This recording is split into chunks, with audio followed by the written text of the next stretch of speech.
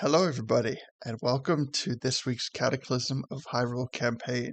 I am the creator and GM of the campaign, Puck Finn, and for those joining us, welcome. Before we get started tonight, we are going to go over some introductory points, and then we'll do our introductions and get right into it. We left the last episode on quite an interesting cliffhanger.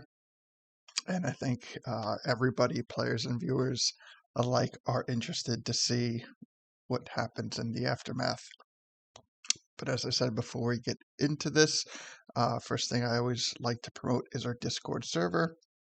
Our Discord server is a great place and a growing community to kind of gather and really meet like-minded people. This isn't necessarily something that is D&D, Roll20, or Legend of Zelda specific, although those are the main points of conversation.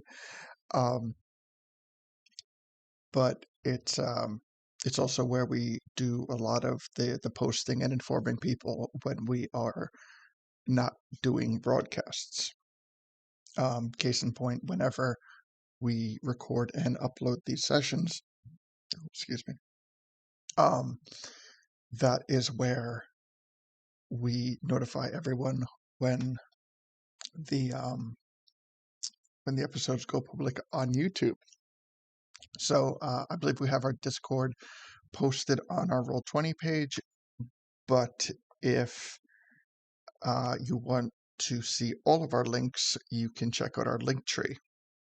So in our link tree, we have all sorts of links, including our Discord server, our YouTube channel, our Roll20 page, our new Facebook group that gives you Facebook notifications for when we go live. Really just a place where everything kind of comes together. One of the other things that it does is it lists the other Twitch streamers whom we raid or have raided in the past after our broadcast. So just a little to elaborate on that, whenever we have somebody who follows us and they are broadcasting at the end of our stream, we will take our viewership and raid or send them over to that channel. It's just one of the multiple ways that we, or things that we do to attempt to really bring the community together, because we have other interests besides Legend of Zelda and D&D, believe it or not. So, yeah, it's a good way to see kind of what everyone else is into, what's out there, and also a good way to promote like-minded people within the community. So if you want to check out any of those Twitch pages, those are at the bottom of our link tree. I believe there's 3 listed. And if you would like for us to raid you at the end of a potential broadcast, then it's quite as simple as following this page. So, yeah. So, you know what? With that, I am going to do our introductions, and then we'll get right into it.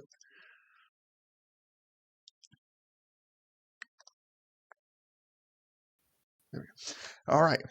So, welcome back, everybody. So, going from left to right, Gully, how you doing today? Good. Hopefully everyone can hear me. I just got logged in. Sorry.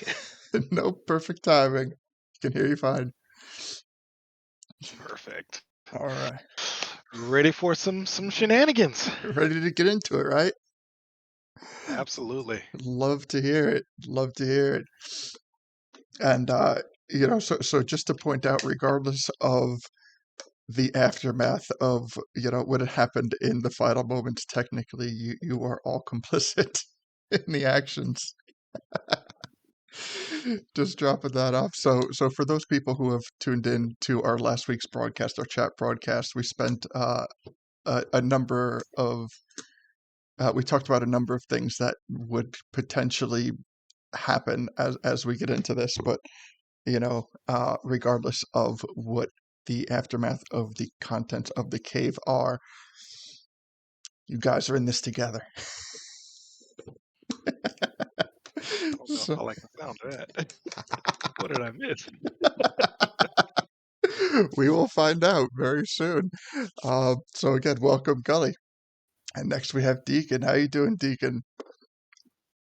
I'm okay. I'm excited and terrified to see what's left behind after the tactical nuke our good friend Zorenheimer used. Yes. Finger guns. It's gonna be fun. Looking forward to it. Yes. So welcome, Deacon, and Lito, aka Zorenheimer. How you doing after dropping that nuke in Pebbles' cave? Me? I'm doing fine. I know what I did and everything else. What Lito's feeling? That's a different thing. We'll see if he actually cares or not. Ooh, I'm excited to find out that and many other things. And welcome. And as always, we have Afine. How you doing, Afine? Hey, I am doing brilliantly, thank you. Wonderful, wonderful. Any thoughts before the smoke clears? Quite literally. Currently, the only thing running through Athene's head is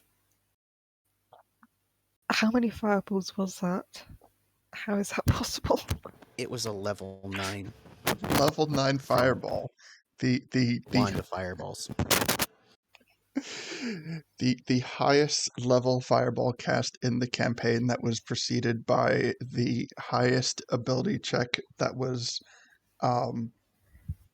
amplified by an additional 14 d4s to hopefully clear out as many Gorons as possible to minimize the effect of the cave. So We haven't seen numbers like that since 3.5th edition. yes, and since I have never played 3.5, this was it was a very exciting moment for me. So just as a quick recap, and so one of the things I forgot to mention is our alternating schedule. So we alternate our campaign schedule every other week, and on the off weeks we do a campaign chat. And excuse me. So one of the focal points of our campaign chat is to go over things that happened in the previous episode and kind of talk about what happened and see what may happen in the following episode, which would be this one. So yeah, if you have the time and the interest, it is also recommended to check out our campaign chat broadcast because it's a bit more of an intimate setting where we can all kind of talk in a more communal sense where during the campaign it might not be that easy to interact with chat at times, so it's good to kind of like get to know everybody, but nonetheless here we are. And as the recap, so what had happened was we spent 2 previous sessions in the fire temple, and after that our party ended up at the top of Death Mountain with the Big Goron, or Big G as they have renamed him. Yes. While meeting with the Big Goron noticed and showed our heroes that there was plumes of black smoke coming from Goron Village.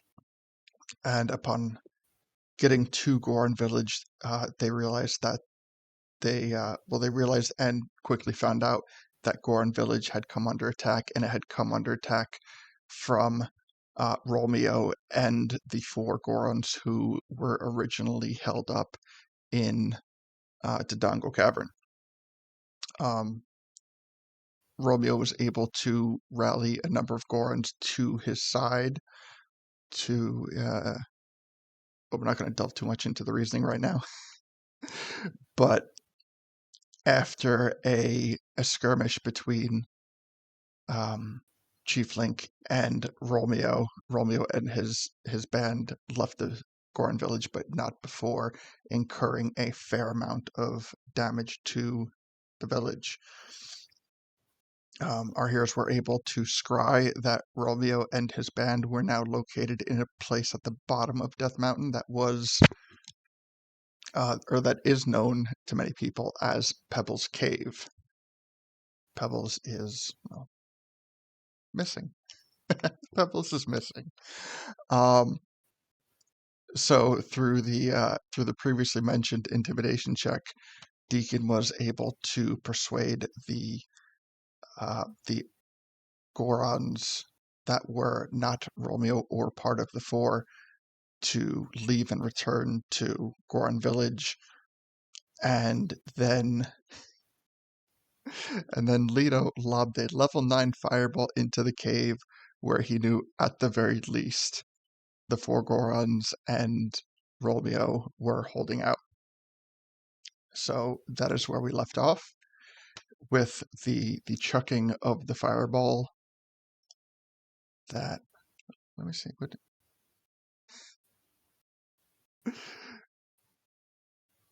49 damage.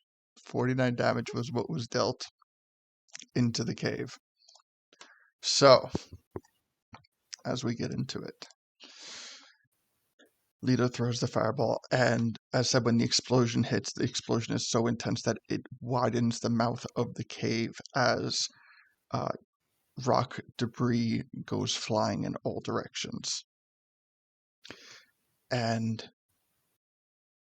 within moments of absolute stillness and silence, the smoke begins to clear from the fireball. And who has dark vision? Me and Chimkin. Okay. So, the cave is still fairly dark, even with the increased opening. So, what would you guys like to do first? Hey, Gully, I made it wider so that way you can be really big when you go in.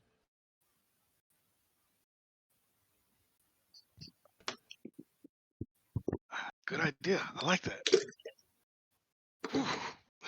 Let's get big. And if you need, Mm. I can get the smoke out. Nah. I can hold my breath. Well, you know what? Maybe not.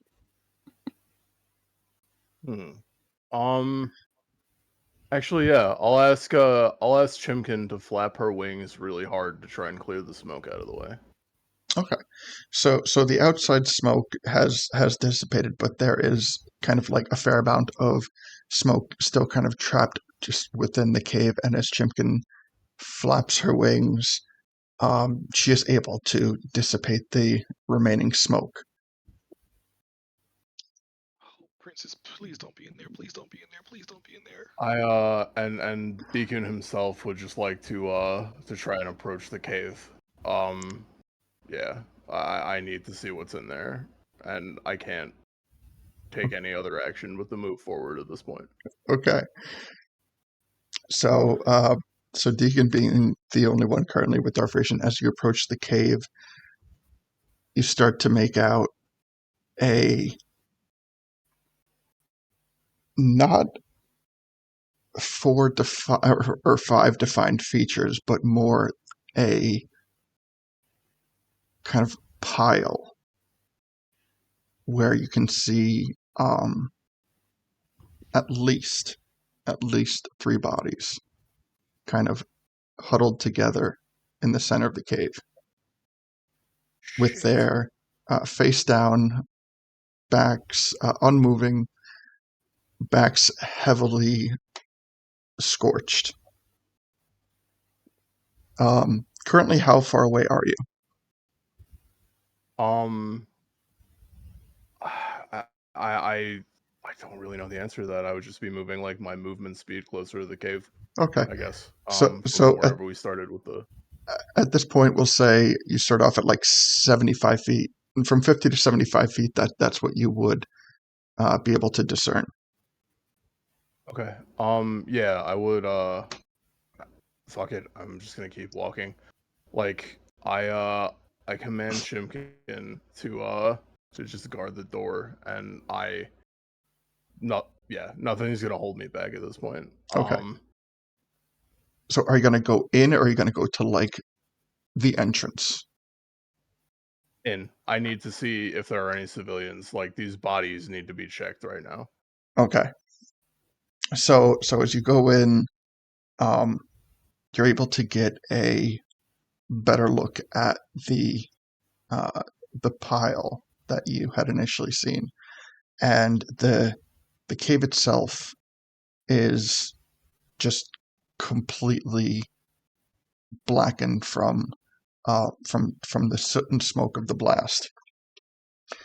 The only part of the cave which is not affected, I'll say, is there is a chest that you would and have in the past recognized as the chest that Pebbles keeps her stuff in.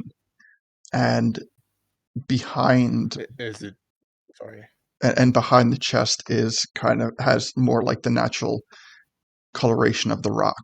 Almost like if you were to like move the chest, then there would be an outline of it on the wall. Do you want to ask anything before I go on? Yeah. You said there were 3 bodies huddled together. Yeah. Which side of the cave are they? Dead center. No pun intended. Gotcha.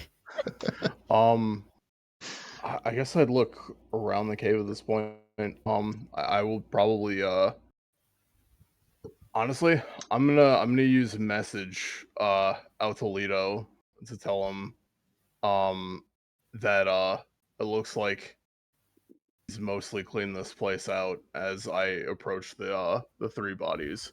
I have I guess in one hand I have my crossbow, and in the other hand I'm like reaching in to get a fairy bottle. It's like in my pocket, not like out, but like yeah, I go inspect the bodies Okay. see if they're alive or not. So, first roll of the evening. Let's see a medicine check. Okay.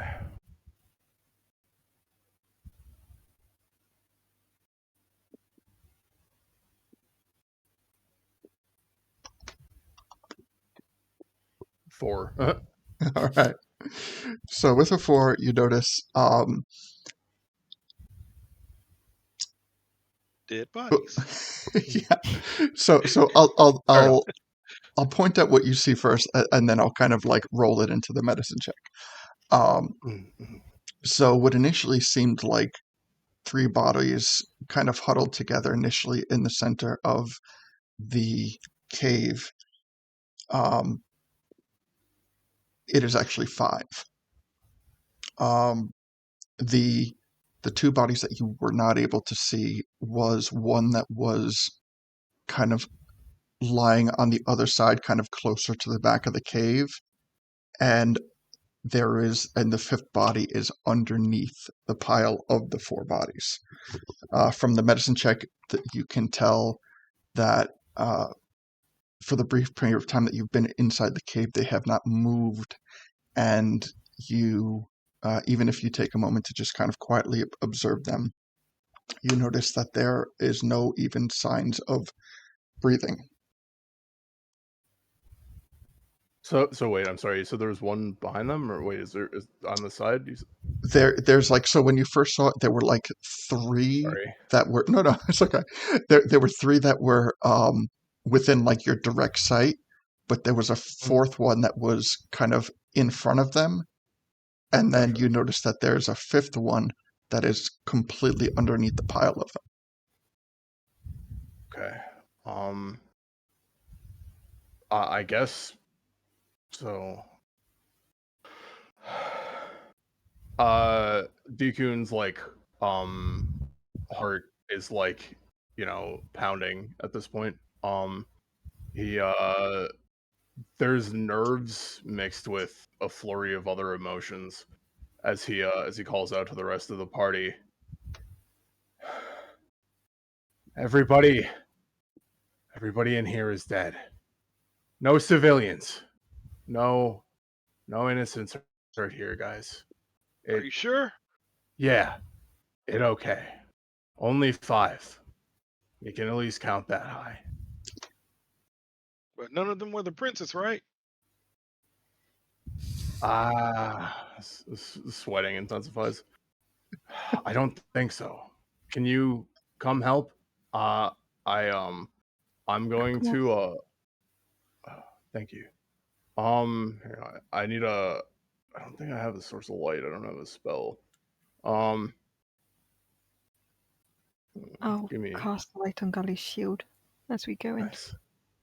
Thanks, Sophine. Oh, look at that. This is cool, Afine. Thank you. So now with the cave fully illuminated, you can get, first of all, a better look at the surrounding around you, and in fact, it is as described, where there's kind of the rest of the cave is empty aside from the scorched chest. Whereas the 4 visible, like the fifth one on the bottom is ever so like subtly visible, like you can kind of see like an arm kind of laying out from the pile. And with that, now with the room properly illuminated, you can also see that beneath the extended arm there is a rather large pool of blood. The blood that is further away from the bodies has been kind of scorched and charred into the ground, but you can visibly see very much closer to the pile there is the unmistakable bright redness of blood.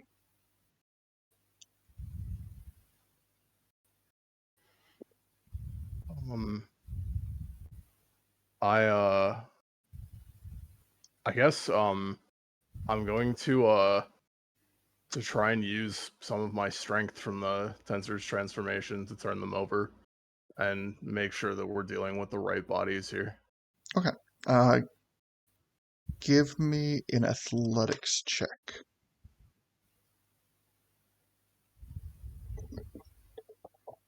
13. 13. All right. So 13, I would say you're able to do it kind of like one at a time.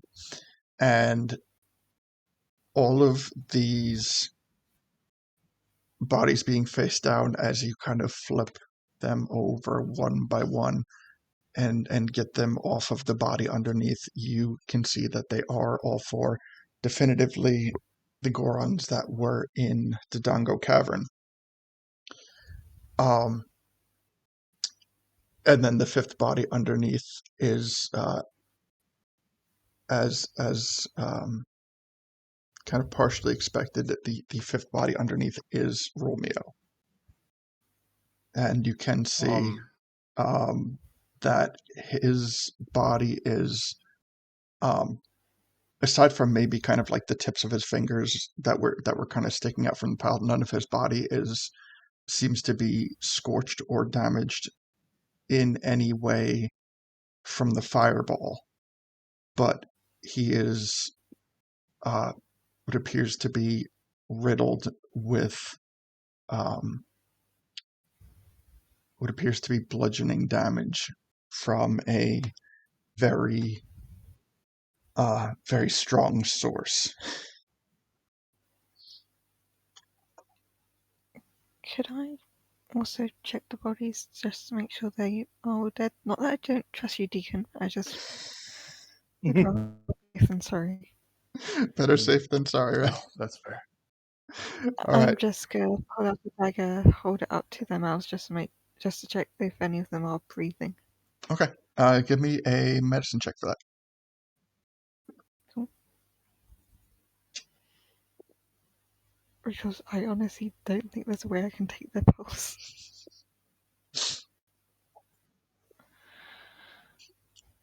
All right. Much better than a 4. So with a 14, you are you take a moment to. Are you just checking the 4 bodies? Or are you checking Romeo's as well? I'm checking all of them. All of okay. So starting off with the initial 4, you take time to check breathing, check pulse. Maybe kind of pick up a couple limbs and like lift them and test them.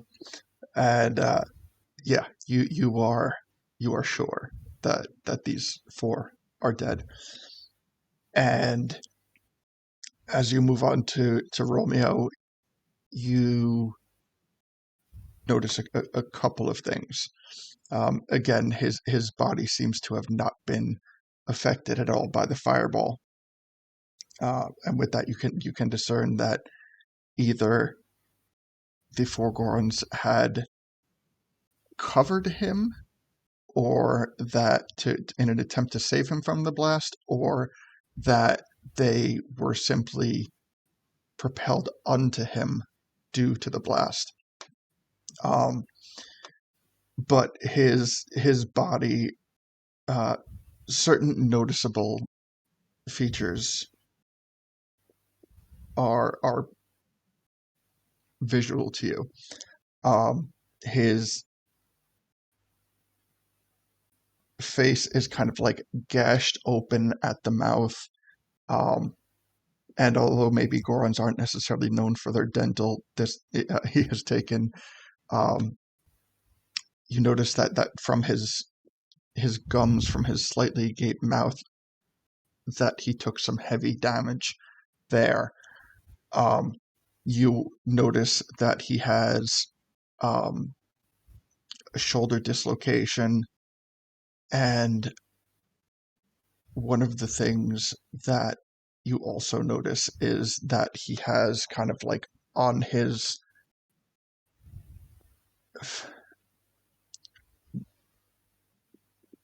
probably, I guess what you would consider it is that he has suffered organ rupture in his torso region.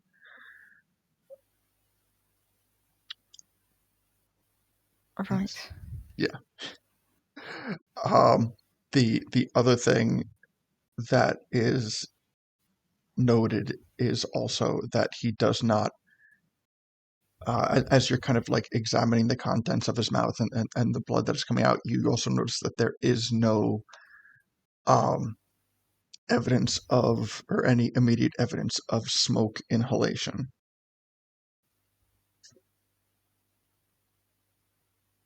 But with a 14, I won't go deeper into that.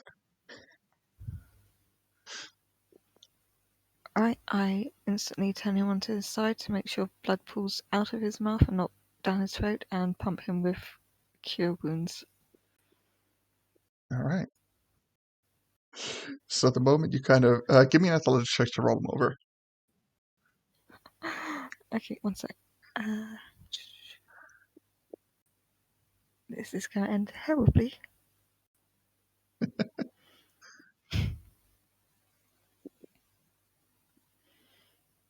Mine's not terrible. It could have been a lot worse.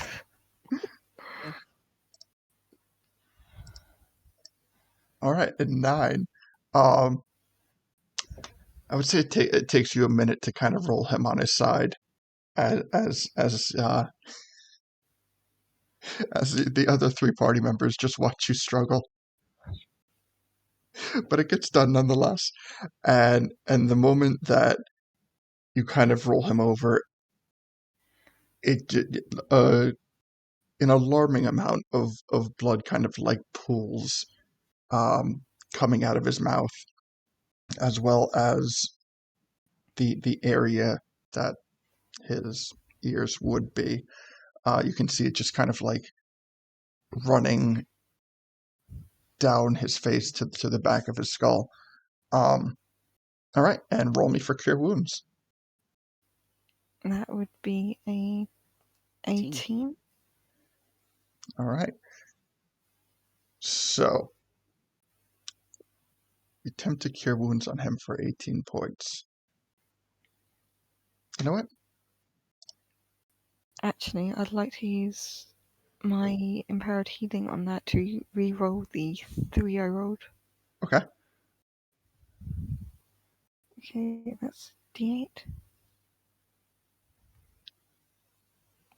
19. All right.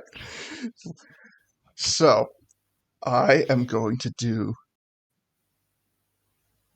legit death saves for Romeo.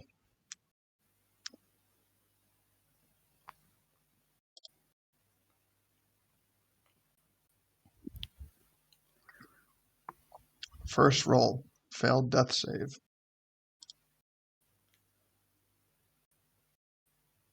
Second roll, failed death save.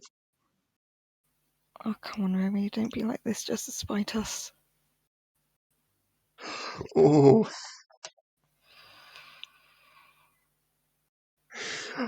Unfortunately, He failed. yeah. The Cure Wounds did not take effect as Romeo is entirely dead. There was but a glimmer of hope at his potential resuscitation. 3, 2, 1. Yeah, he was definitely bound to die. 3, 2, 1. He technically rolled 4. He rolled the absolute worst you could possibly roll on a death save. He got 4 out of 3 failed death saves. Damn. The fates have spoken. Oh, sorry. At this point, the kind of golden light around Deekun begins to fade as his concentration kind of involuntarily drops, and the golden flames in his eyes are quickly extinguished by tears.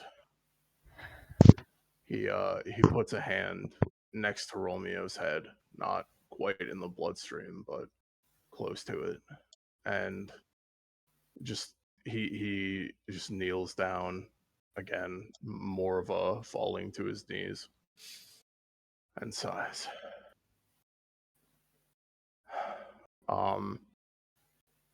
He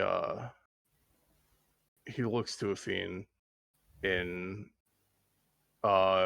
complicated expression, but for the brief second that their eyes meet, you can see a sense of gratitude for even trying, before his eyes return to the corpse of the one he knew as a friend.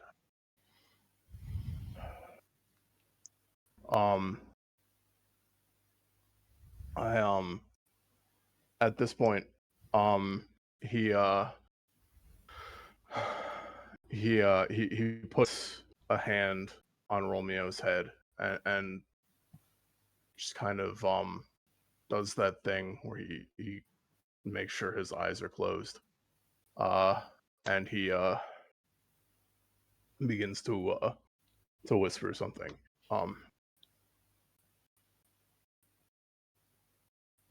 somewhat on the quiet side. I imagine at this point only Afine could really hear him. I find myself searching for the soul you once had, lost the hope inside when you became a nomad. There's been nobody home for so long now. I want you back, but I just don't know how. It's the same old story of a young boy. Your heart, all filled with dreams. But the cold truth of reality has been ripping at the seams. You thought how to make it was to do it on your own. Tough as you may be, it was that thought that made sure you die alone.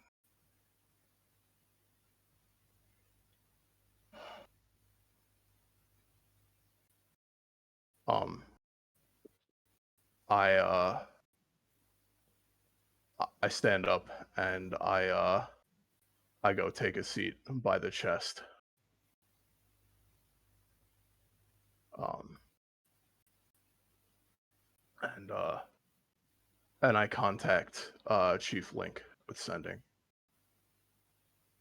I think a Goron problem had a Goron solution.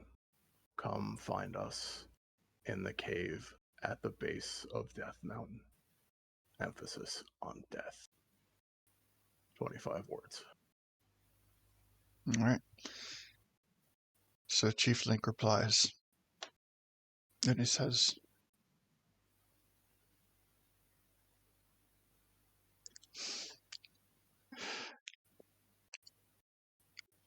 "It's absolute insanity up here. I trust you, but it may take a moment for me to get there. This better be good." I I I look and I glance over at Gully and I ask, um, Gully, could you carry him for a second, please? I know this is grim. It's a little gross, but sure. Thanks. If we could gather together for a second.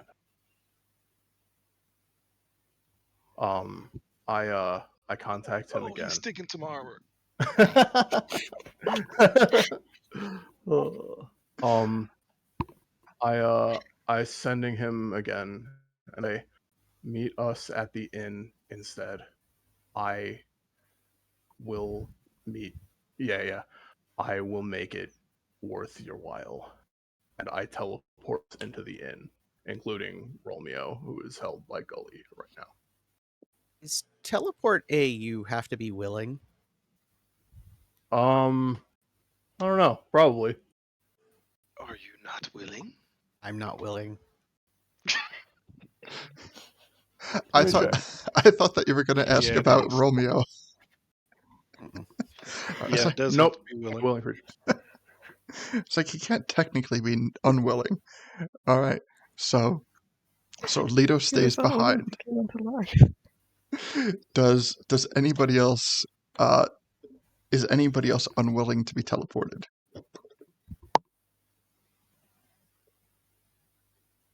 All right, Evine's too busy crying to be unwilling. understood. So the rest of you teleport to Death Mountain, but what does Leto do?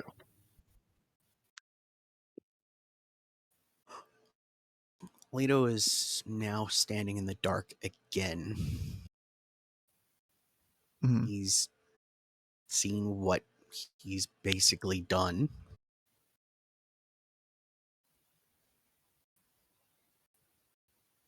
And he basically doesn't care.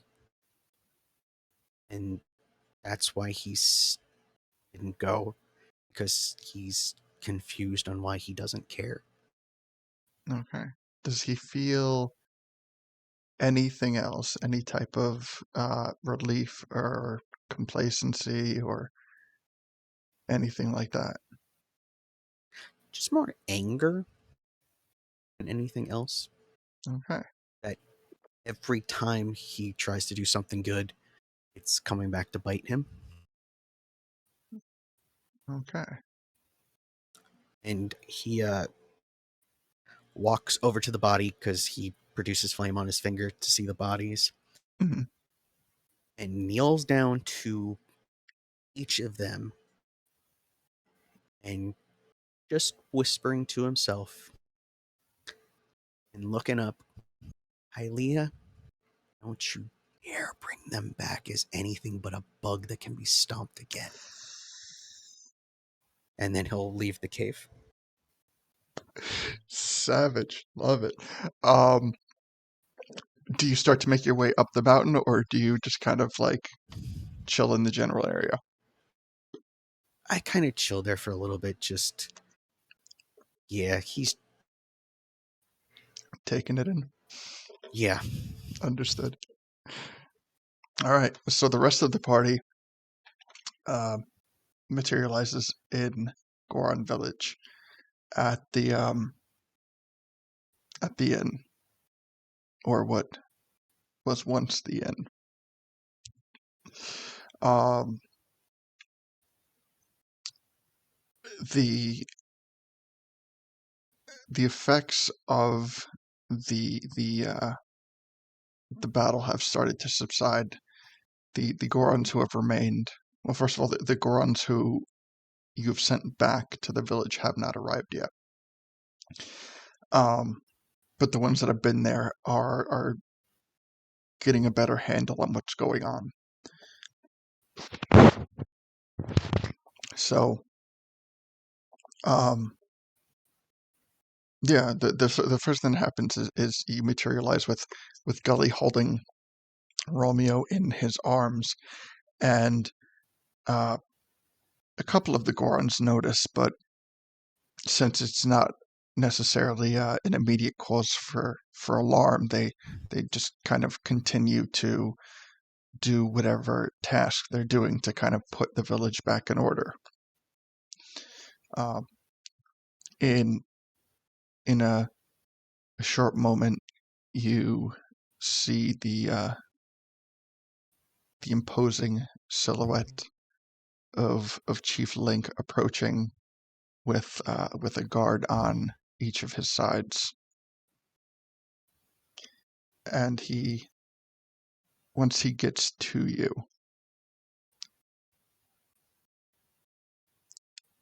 you know what? Are you going to attempt to say something before he can say anything? Or are you going to wait for him to speak? I pay him the respect of letting him be the first one to speak. Okay. So he approaches the party, and specifically more so Gully, who is holding Romeo. And not the slightest bit of remorse crosses his face, only the absolute rage and anger that he is clearly feeling in the moment. And without saying a word, he kind of like takes his fist and measures it against each of the massive bludgeoning wounds on Romeo's body. And then, and only then, does the slightest smirk kind of begin to cross his face. And he kind of simply nods approvingly without saying anything.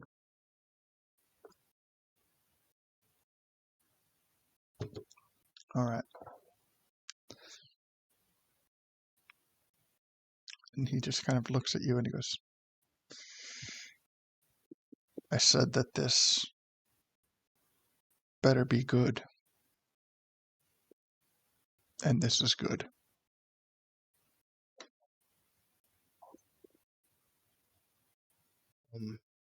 I nod respectfully as an acknowledgement. I just say, thankfully, we were able to respect your word. I managed to scare the other traitorous Gorons back up here. They'll be here in a matter of hours. The only ones aside from this who are casualties are the 4 warriors who helped incite this madness. Well, although Goron, they were hardly a member of the village. There is no feeling of loss for those 4. But the betrayal of the one whom I trusted, the betrayal of the one who I led into my tent, potentially my family. This is a fit ending for someone like that. You can nod slowly. So it was.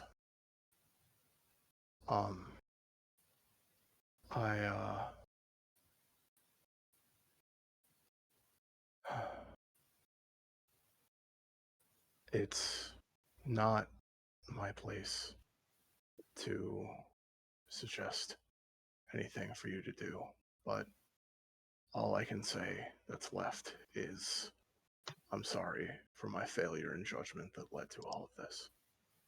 I was blinded by things that I thought were there that I was not right to see. In that moment in the past that we met first, I made the right decision then, of course, but it blinded me with the decisions to come.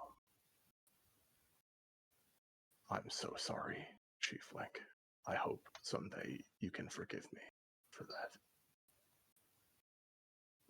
You said there's no need for forgiveness for you or anyone.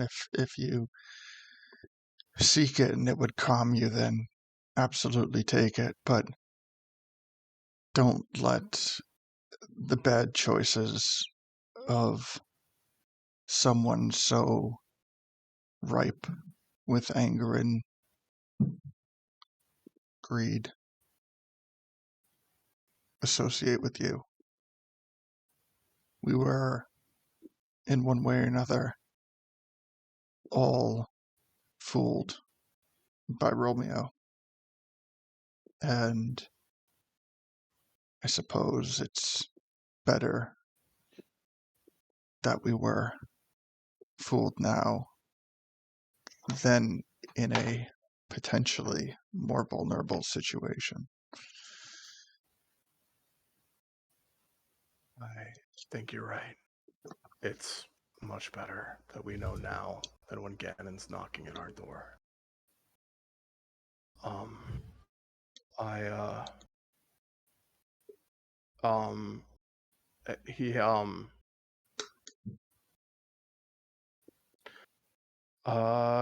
he, he looks, like, thoughtful for a second.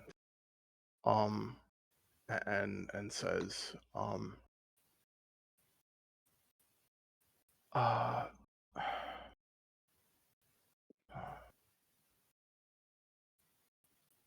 would you allow us to stay here for a night? I still have a lot I need to think about, and I could use the rest here. And I really want to see if there's any way I can help this place. But my strength is somewhat gone today.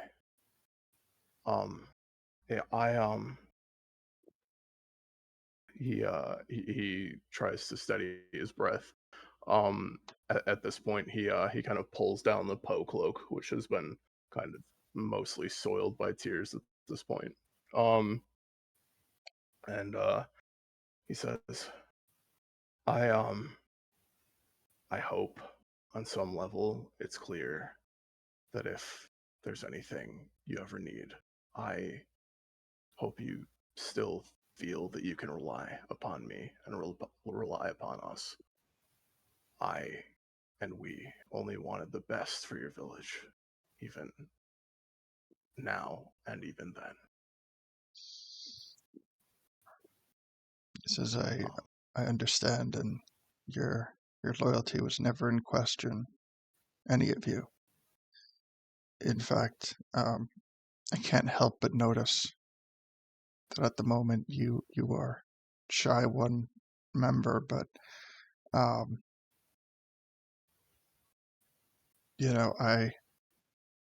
have to say that had it not been for his suggestion,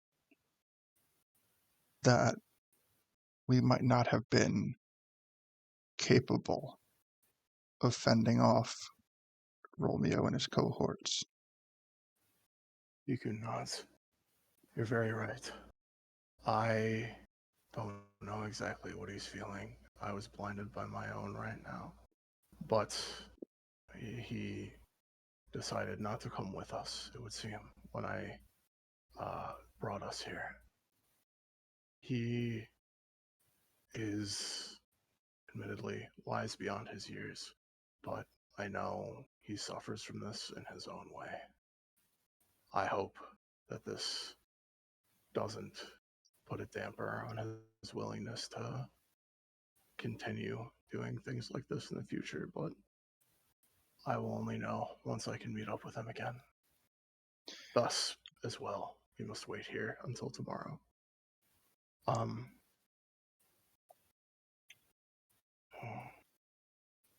Yes, hard decisions often create heavy hearts, and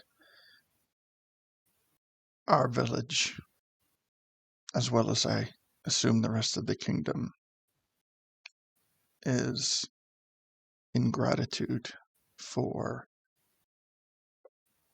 that we have such a group that is willing to take on such a burden.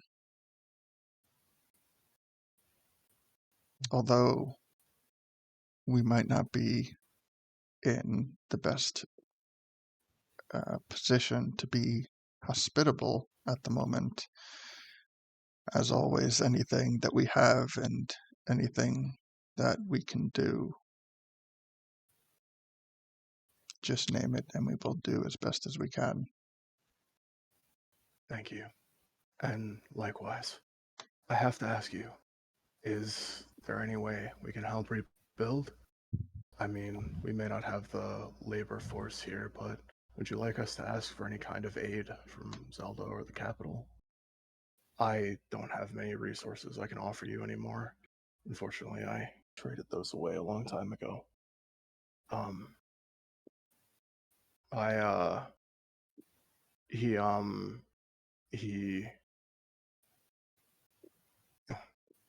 He sighs and he takes out the 5,000 rupees worth of ruby dust, the same that he'd given some of to Romeo, and he kind of like blanks out for a couple seconds as he looks at it, and he offers it to Chief Link and says, "I know it's not much, but this might be a bargaining chip to rebuild. Just any funding I can offer you, I would do so. Anything I can offer you, I would do so." He accepts and says, I appreciate the generous offer, but as for seeking outside help, if anything would be most beneficial, it would be that I ask that you remain particularly tight-lipped about this incident. If word spread and this village finds itself to be in a vulnerable position, I'm not sure that we would be able to fend off another incident. Understood. As this is occurring, you hear a thoof. What a bad apple. You just drop him. Fair. Sorry about that, Gully. He's just. I imagine like Gully sitting there, like like cradling him, and he's just like, like the foot starts tapping, and then the head starts bobbing, and Fred's like, "Screw it," and drop him. Pretty much. Honestly, this does kind of break Dekun's tension. Like, he kind of can't help but like snort out a laugh at this. and he glances over at you in the sound gully, and he kind of smiles.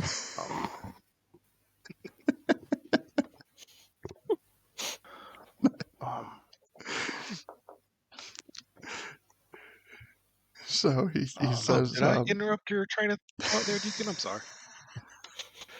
Maybe for the best it did, Gully. Arigato. So, Chief Link kind of like looks up at the sky a bit, and he goes, "Well, there's,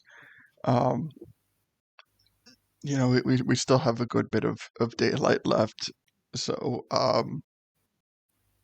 if you don't mind," and he kind of like, being close to Gully already, just kind of like starts to like lean over to grab Romeo by the most adjacent ankle and picks it up, and he goes, if you don't mind, I'm going to attend to some things while there is still daylight. Sounds good. Thank you, Chief Link, for everything. And he starts to walk away, just dragging Romeo by the ankle as this trail of blood starts to like form and like dry out. Like, I would say by the time he probably gets like 50 feet away, like the trail has kind of like stopped, but he just continues to go as Chief Link walks away and goes out of sight. I glance between Gully and Afine, and I say, I think we have some time before Leto get here. Could you help me one last thing? Of course. Sure. What do you need? We would like to go get that warhammer we left behind. Memento, for better or for worse. Okay. Sure. Thank you. I just need to wash off a little bit first. I use prestidigitation to just like clean up all the blood and anything. Like, just repeated, like you see Dekun just like walk like several circles around Gully. And it's just like, like you even hear like the squeaking of rags on his armor, just like invisible, like. Oh, awesome! Thank you. Sure, anything I can do to help. Nice and squeaky clean. And I make like a squeaky sound on it just to like, emphasize. to a mere polish. Okay, so I would say at this point there's roughly 4 hours before we start reaching the con save portion of the day. How many hours is it to to where? Janongo's Cavern? Where the Warhammers? I believe that's 4 hours. Yeah. Okay. That is a 4-hour travel. Oof. I don't have any other teleports anymore. Could we all potentially hop on Shimkin's back? I don't think we're all that heavy, just the 3 of us. Yeah, I mean, just a question though. What's up? Sorry. No. What time of day is it? Late afternoon. Could she potentially fly us to move a little faster this time? Just like, would that be acceptable? Yeah. I could repeatedly cast the enhance ability strength her every hour to make sure she has the strength to carry us all. Hey, I tell you what, why don't you two go ahead? I'll hang back.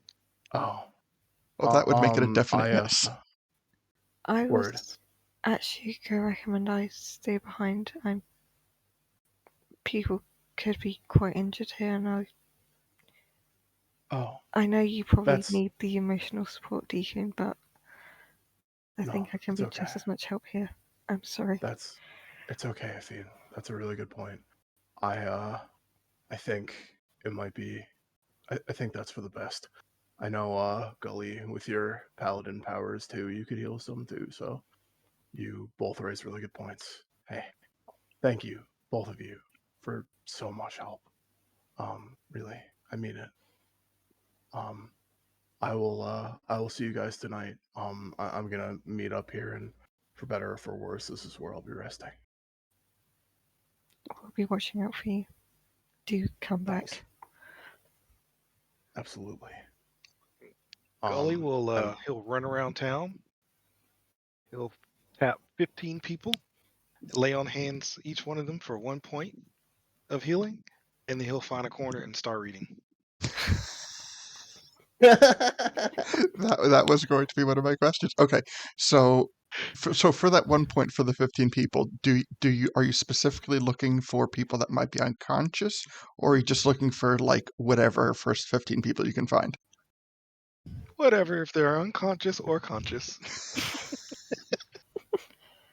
All right, so there will be no check needed for that, as you were just hitting the first 15 people you say, and Yep. well, once that's done, you kind of just like clap your hands as if you're like knocking the dirt off of them, and you're like, I've done my bit. You know Yep. what? My job is done.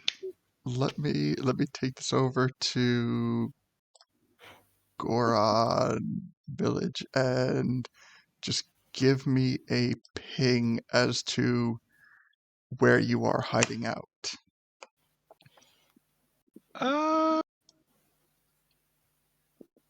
He'll probably actually just because his group is probably going to head back to see the king, perhaps. So he'll probably just hang out right here. Okay. All right. Definitely the back up against the hut there, and definitely the best place for the least damaged and safest place in the village. Let's see. Okay. So Ifine, you spend the entirety of the 4 hours just walking around healing? Healing, and when I run out of healing words and twin spells and sorcery points, I am going to start doing proper medicine checks with a healing kit. Okay. nice. Definitely. Okay. So taking it back to the bottom of the mountain with Leto.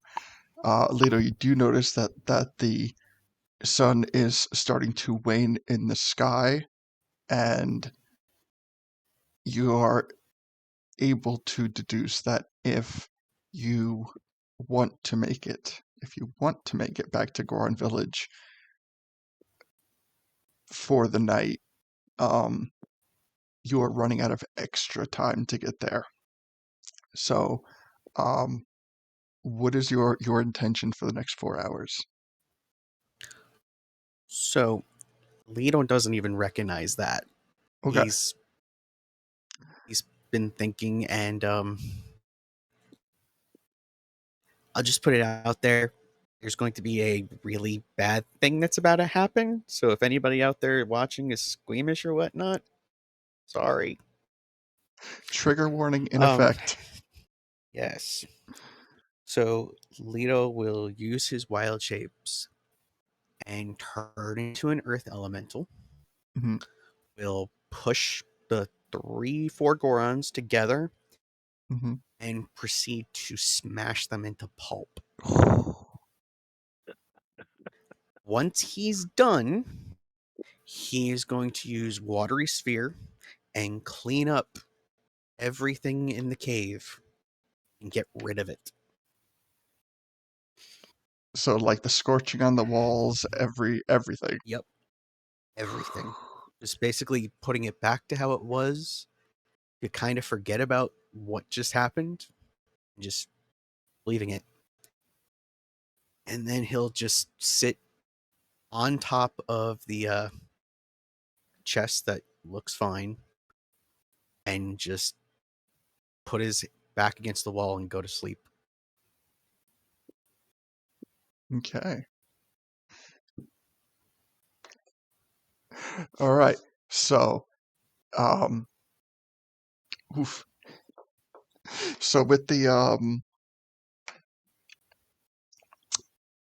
riding on Chimkin, the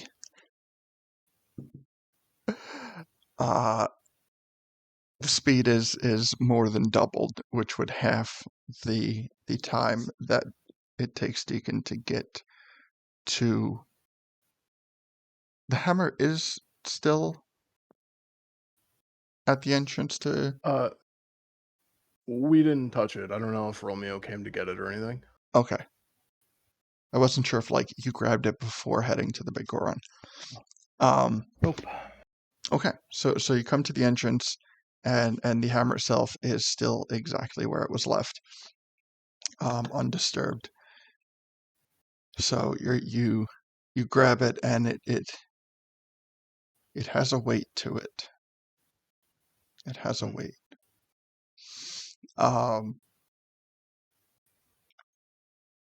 What happens when you grab it? I kind of I struggle to get it out of the tree. To be honest, the only way that I can get it out of where it's hanging is just by riding on Chimkin's back. And just kind of like I imagine he's just kind of like standing on top of her head as he like reaches for it on his tippy toes. And he like grabs it, falls back more onto her fluffy back and such. And he just kind of sits there with it for a couple of minutes. He just kind of mutters like, just shaking his head, like, "You bastard, you really left behind everything that meant anything to you." And yeah, he's just going to just kind of like clean the dirt off it. And he is going to attach it via metal chain to Chimkin's barding. Basically just not to like like fully secure it, but just as like I don't know how to explain it. Just like in case it's like needed later, it's like hooked to the bottom, if that's possible. Because I have this 10 feet of metal chain to use. So Okay. So like, is it like going around her neck, or are you just kind of like wrapping it on the body itself? I think having it as a neck ornament is kind of ideal. That'll be a memento and a trophy of what we've had to go through. Yeah, that'll be what's that thing they add to the front of a ship that like looks like a mermaid or something? Yeah. Oh, I know what you're talking about, but I forget what it's called. I'm not nautical enough to understand. I'm sorry. A ship's figurehead. Oh, thank you. Yeah, I guess that'll be Chimkin's figurehead for now, or something like that. All right. Okay. So you have okay. I'm sorry. Head back. I was gonna say, and then once it's attached, I'll head back. Very quiet. Just kind of like, except for the rattle of the chain, I suppose. Okay. So you're able to make it back and forth within the appropriate 4 hours. As so Gully gets in his 4 hours of reading.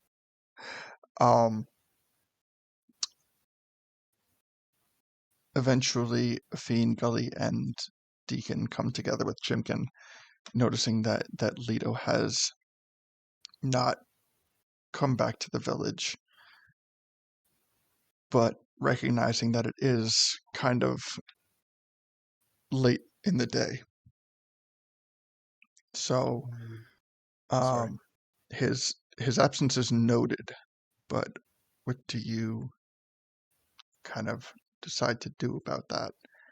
As for as long as this group has kind of been adventuring,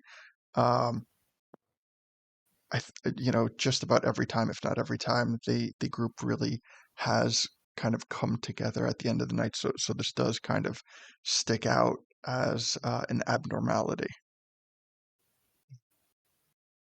I look between Gully and Afine and ask if they've heard any word from him.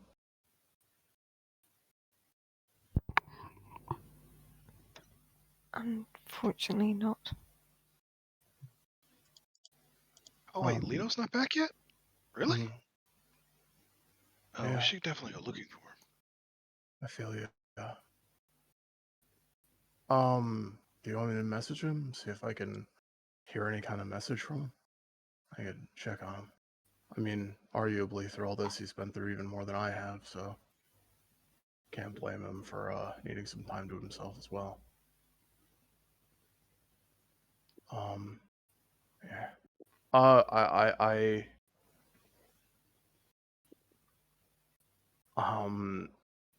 gonna cast Sending on Leto and choose my words very carefully.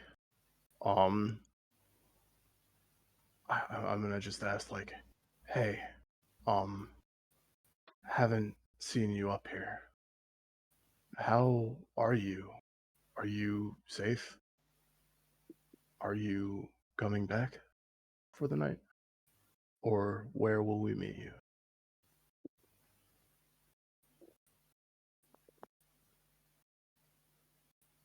Do you End reply? message, sorry. No. No, he doesn't. All right, no reply coming from Leto after the message. I report that to the rest of the crew. I say, doesn't seem like he has anything to say, which is abnormal for him.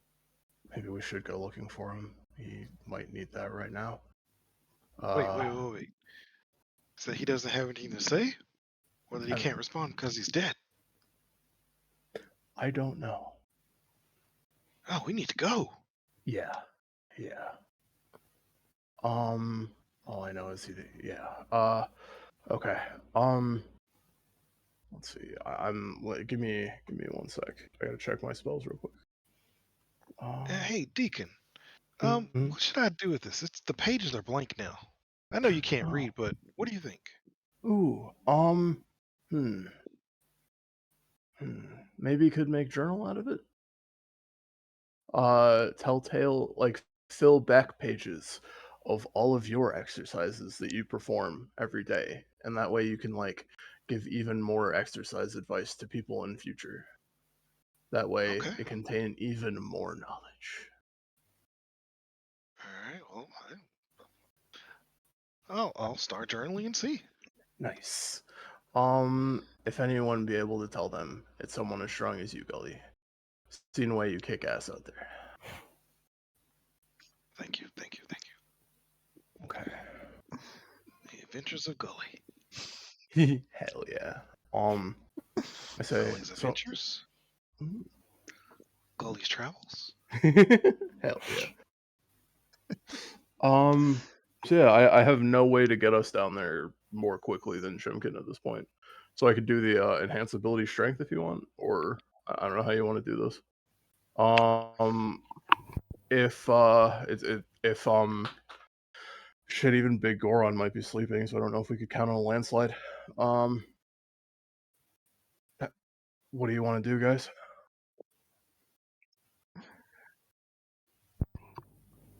Well, so to like interject a function into this, since like with the weight of all three characters, so with the enhanced ability strength, it would give Chimkin his full ability to travel. With the added weight, I would say that he would get like a 50% travel bonus. So like every hour of travel would be considered to be like an hour and a half. So the added weight would just kind of technically slow him down just a little bit. Okay. So a 4-hour travel could be done in 3 hours instead of 2. Okay. That sounds good. Just as an option to put it out there. Okay. Just out of curiosity, so the enhanced ability strength allows her to carry like double her usual carry weight. Would that help at all, or just making sure? I mean, it's okay if it doesn't. Yeah. Okay. If you were to utilize enhanced ability strength, then her full travel speed would be in effect. Perfect. I will burn 3 casts of that over the course of like 3 hours to speed things up a bit. That'd be 2 hours. True, yeah. I guess I wasn't. Yeah, perfect. Okay. So 2 hours of travel. We'll forego the rolls on this.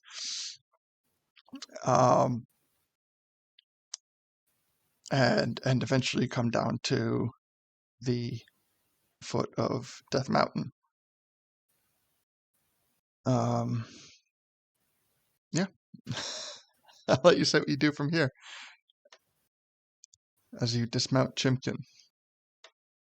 I tell her to keep watch and maybe have a look around like the Actually, I'm gonna tell her to just kind of check for any tracks leading like away from Death Mountain, with her eagle eyes.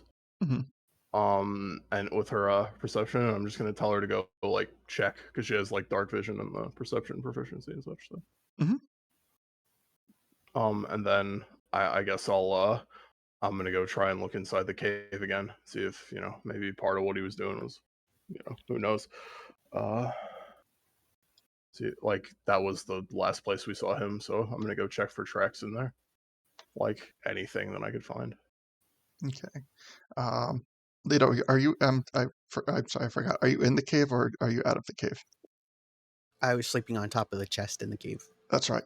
Okay. So you come into the cave, and it aside from the widened mouth of the opening, the entire cave looks as if it has been completely restored.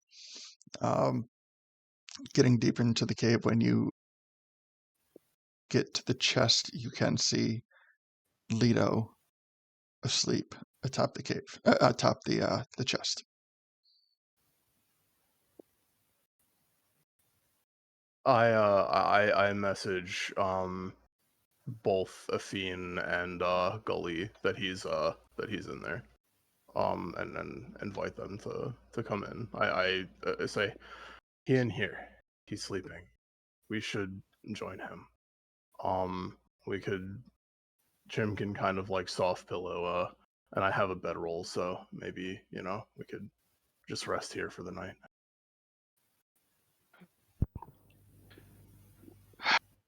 Not the best of accommodations, but hey, we'll make it work. And since he's sound asleep, we will, I guess, let him stay asleep. I guess we don't have to worry about him now. Though I'm still a bit worried why he didn't come back, but yeah, well, wait a minute. It's pretty clean in here. Oh, so it is. I didn't even know he knew prestidigitation. Wait, Yeah. does Guess he? he is full of surprises, huh? Extremely. Just making sure you guys are in the cave at this point. Yeah, we've Yes. just entered. And you're not being quiet, right? I mean, not really, no. Deacon was Okay. whispering, yeah. That's why I was like, keeping my voice quiet. Like the message that I sent them was actually like unaudible. It was a magic, so. Mhm.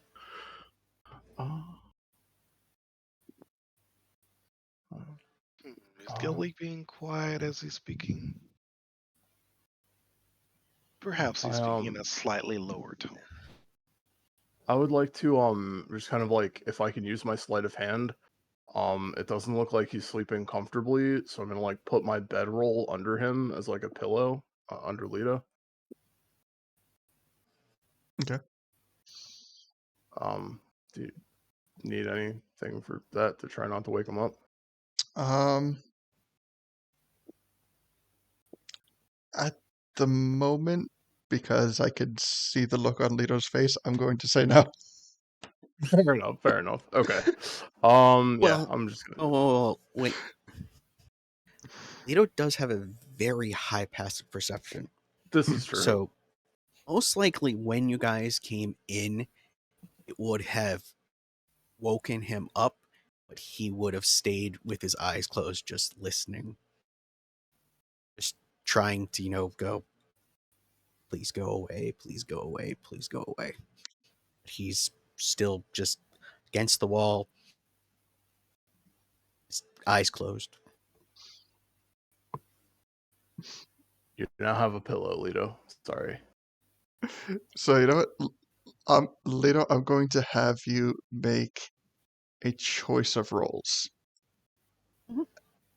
It can either be a deception, a performance, or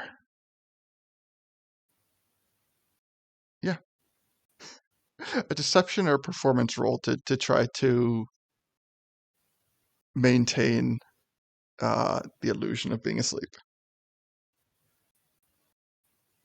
Well, I got a 2 in either of them, so let's go, with deception. See Okay. if that works. Nope. Out of 9. Silly question. Mhm. But does anybody have a 9 or better on their passive perception? My passive perception is 12. Yeah, Alright. my passive is 17. All right. 13. Ooh. Okay. So now my question is, you all kind of notice him stirring as he kind of as you all come into the cave. However, you also pick up on the um on the intention of him acting as if he were still asleep. Do any of you acknowledge that he woke up when you came into the cave? I assume that he looks like he's awake because he's not sleeping comfortably because he needs a pillow. So I'm still going to give him the pillow. It's not going to stop me. Okay. What about you, I'm Gully going to and pretend Afid? that he's still sleeping. Okay, Afid will pretend that he is sleeping. Yep, Gully's gonna go along with it. Uh-oh. He's gonna kind of chuckle and shake his head in acknowledge of it, but he's not going to say anything or bring it up to anyone else. All right. Yeah, I'm honestly just gonna like give him the pillow and like just kind of creep away and call Chimkin back and he'll be sleeping with her. And he'll still have the same conversation, still say the same things that he said. Yeah. All right. Okay. So at that point, you all get yourselves situated, and you all kind of, you know what? Before turning in, because this has been a very heavy and taxing day, and you're not entirely sure what is specifically what Lita was working through at the moment. So as you situate yourselves to take your long rest, do you have any specific types um, of like last thoughts or goals, things you want to pay attention to, anything that is like the last thought in your head before you fall asleep? I feel like despite being down here, I still feel an urge to go help clean up the village. Even if it's just one prestidigitation at a time, and that's all I could do. I still want to go back there. Okay. What about Afine? She is thinking we still need to find the stage of the fire temple before we go. All right, and Gully. Are my biceps a little bit bigger now?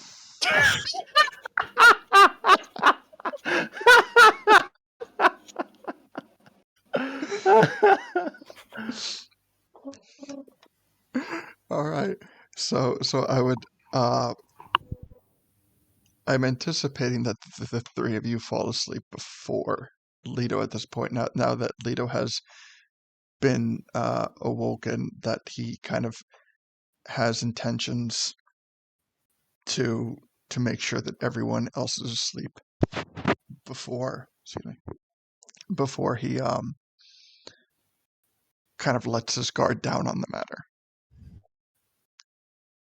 So once you hear kind of everyone, some snores start coming through, some just kind of heavy breathing, you notice a couple people are talking in their sleep. Nothing really, no noticeable words, just kind of some mumbling and murmuring, but enough to let Leto feel that everyone has become that has fallen asleep.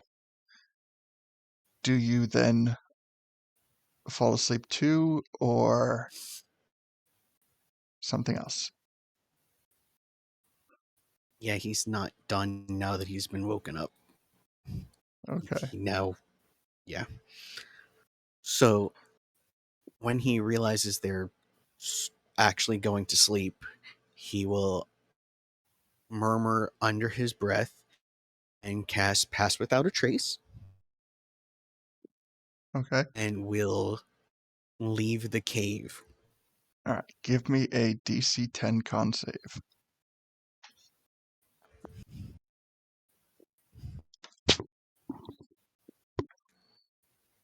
It's fine. He wouldn't even notice it. Okay. So now this is the question. Mhm. The rocks and pebbles that blew up from the cave, are they still basically on the ground outside? Yeah, I would say that they kind of like exploded in many directions, but Okay. yeah, I would say that the outside of the cave kind of looks like like maybe like a beach in Massachusetts. Okay, good. So Leto is going to, for however long it takes, cast control. No, wait, what is it? Mold Earth, Mm-hmm. and proceed to basically get all of it together and try and fix the cave entrance. He's literally trying to make it look like nothing ever happened. Okay. So like return it to its previous state. Mm-hmm. Okay. Best as he can. All right. Give me a simple D20 just to make sure we don't hit a 1. I mean, you can hit sleight of hand if you want, but with that Pass Without a Trace, we're just going to make sure we don't hit a nat 1 on this. 12. Okay. You're good. So the outside of the cave is perfectly restored to the way that it used to be. Yeah, and what's the next step? I'll go back into the cave and go back to where I was. Okay, and turn down for the night? Yeah. Okay.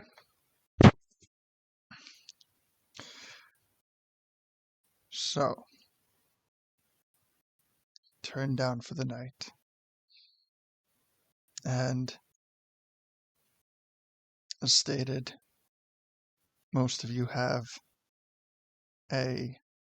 given the circumstances, a restful evening, except for Deacon. Deacon, you are awoken by what appears to be a red lightning storm. From the crack of the lightning, you kind of jump awake, and you can see that the rest of your party is still sound asleep and doesn't seem to notice or mind what's going on the outside. What do you do? Well, I hop off Chimkin trying to be quiet, but like just kind of slide over the opposite side to where people are sleeping. If anyone's using her as a nice comfortable pillow. And I'm gonna check outside the cave. Like I'm gonna like peek like outside the cave, like around the corner. Kind of spooked, but also very curious. All right, you peek outside the cave, and you can see in the distance that when the lightning crashes, there is a figure, and you get this sinking sensation that even though you can't see it too well, that it is its gaze is firmly affixed on you. Hmm.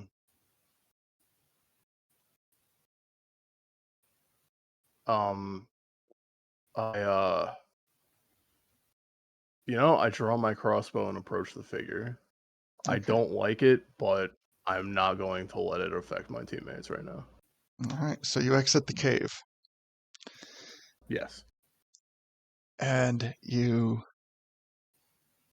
notice that the ground beneath you feels like warm sand, and if you turn around, you see that the cave is still present, but nothing around it is as it normally is. The cave itself seems to be on a sandy beach, like as you feel the sand beneath your feet. You start to approach the figure in the distance, and the figure in the distance is indeed sitting atop a small mound.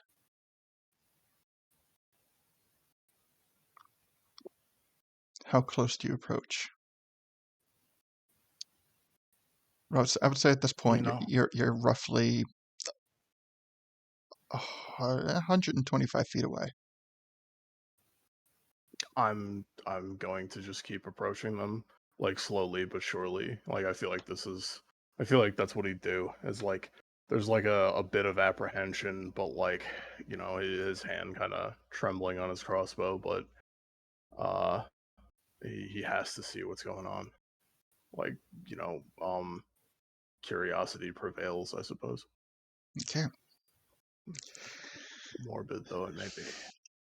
So as you get to the better part of closer than 100 feet, you can start to see that there is a number, specifically 3 sets of eyes glaring at you. There's one at the top of the mound.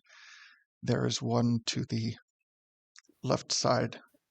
I'm sorry, the right side of the mound, and there is one closer to the center, to the right of the mound, like towards the left of the right side.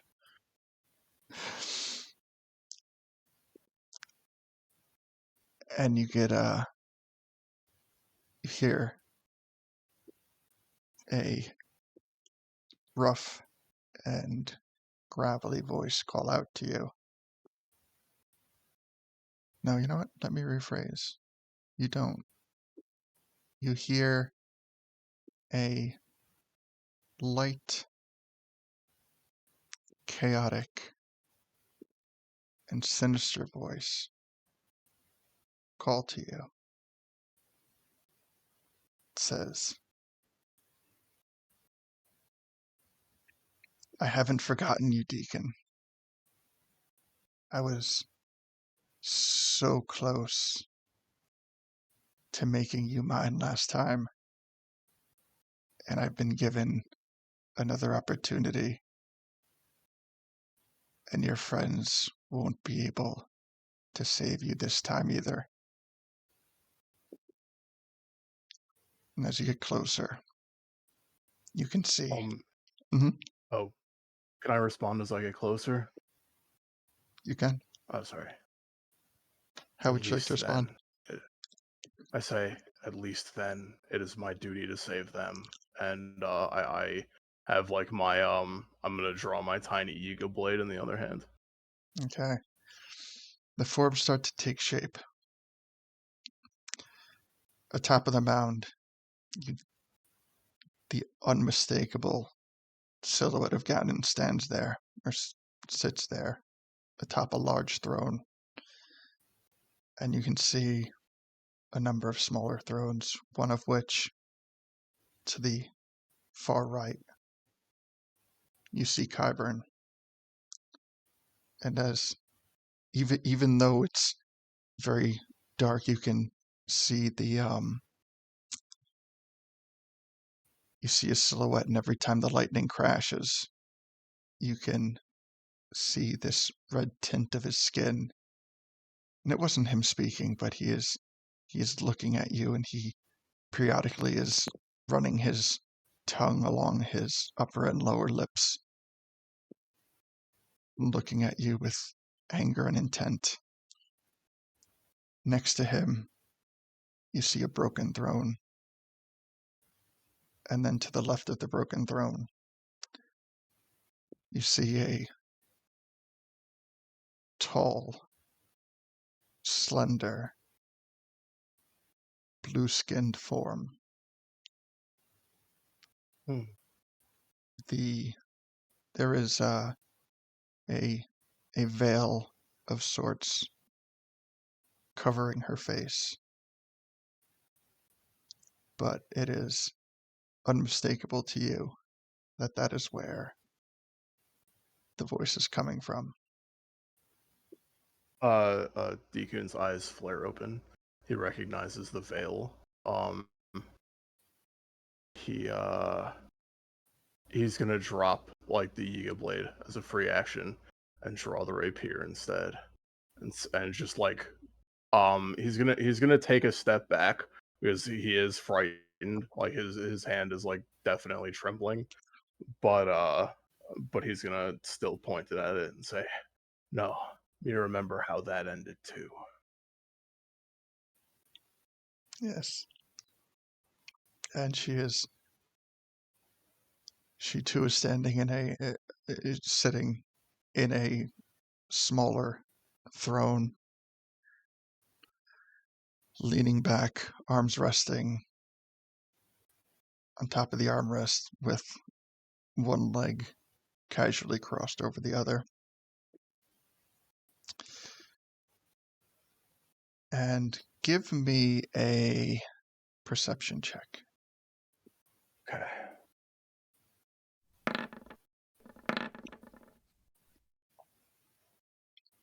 10 even. All right. So even with your gaze affixed on this person, in your peripherals, you see that to the left of this person, there are three more thrones. His stomach sinks. Like just, or his heart sinks into his stomach. Like just visible nervous sweating as much as he tries to pretend it's not. Each of the thrones have a heavily obscured figure. In fact, they seem to be of almost a gaseous form.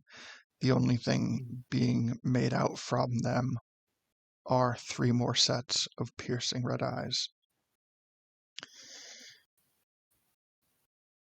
And in the final moments, as the voice calls out to you, she says one last thing. She says, I only hope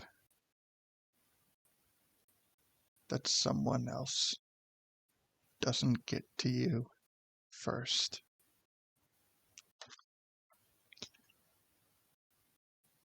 And with that, she lifts one arm off of the armrest on the throne, reaches out in your direction. And in that moment, you find yourself jerked awake, very subtly, covered in sweat. No one else. Just panting at this point, I imagine. Sorry. Yeah. Everyone else still asleep. Nobody seeming to notice except maybe Chimkin got slightly startled when you woke up, but you quickly take account of your surroundings, and everything is as you left it when you fell asleep the night before. The cave has a little bit less light coming through it than you probably would have expected. But aside from that, everyone is still asleep where they were, even yourself. And being the first one awake, what would you like to do? Am I like, let me put it this way. Yeah. Am I awake enough that if I do something, I'm not going to get like exhaustion points, or am I like, is it still like the middle of the night? You have fully rested, and it is morning. Cool. I don't know if I'd call it rested, but I get what you're saying. Appreciate it. Okay. I'm gonna make sure Lito's still there and asleep, to be honest. Okay. Absolutely. Like I'm just gonna kind of like, okay. I guess honestly, at this point, I would kind of just have a look around the cave to see if anything survived the blast, like equipment or anything like that, and just I just like at this point, just kind of see what's been going on in here. Gully mentioned it was cleaner, and that's kind of not expected. So he's gonna just like take a peek around and just see what's going on or has going on, I guess. Okay. The cave itself, it has been completely restored to its original condition. With that investigation, you notice that even the increased size of the mouth of the cave that suffered the explosion has returned to its original state. You are unable to find any specific inventory, but there is the chest that Leto is sleeping on top of. Okay. I'm going to just kind of think to myself, well, if this place back to normal, let's hope Mortal Azalfos don't show up.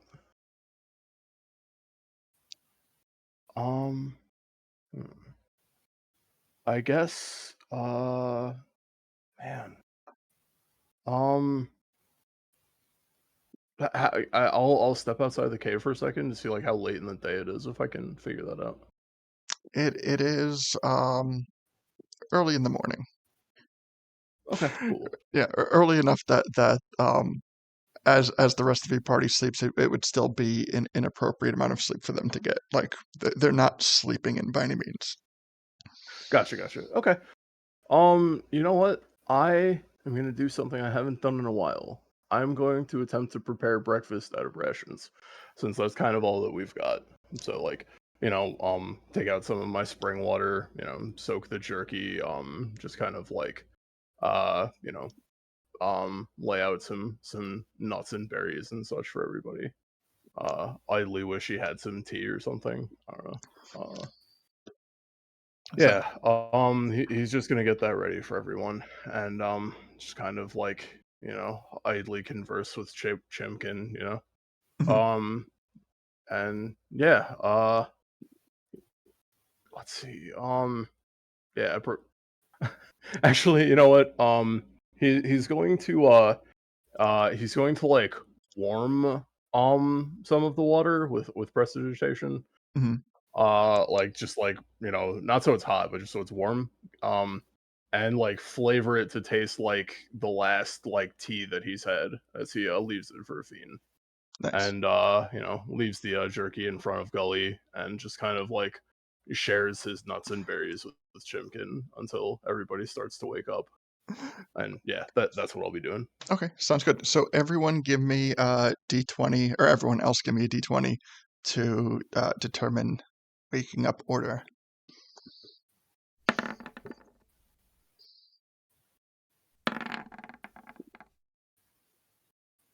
All right, so first to awake is Afine. And all right, so Afine, you kind of wake up and refresh me specifically, where were you sleeping? At probably one side of the cave under a blanket. Okay.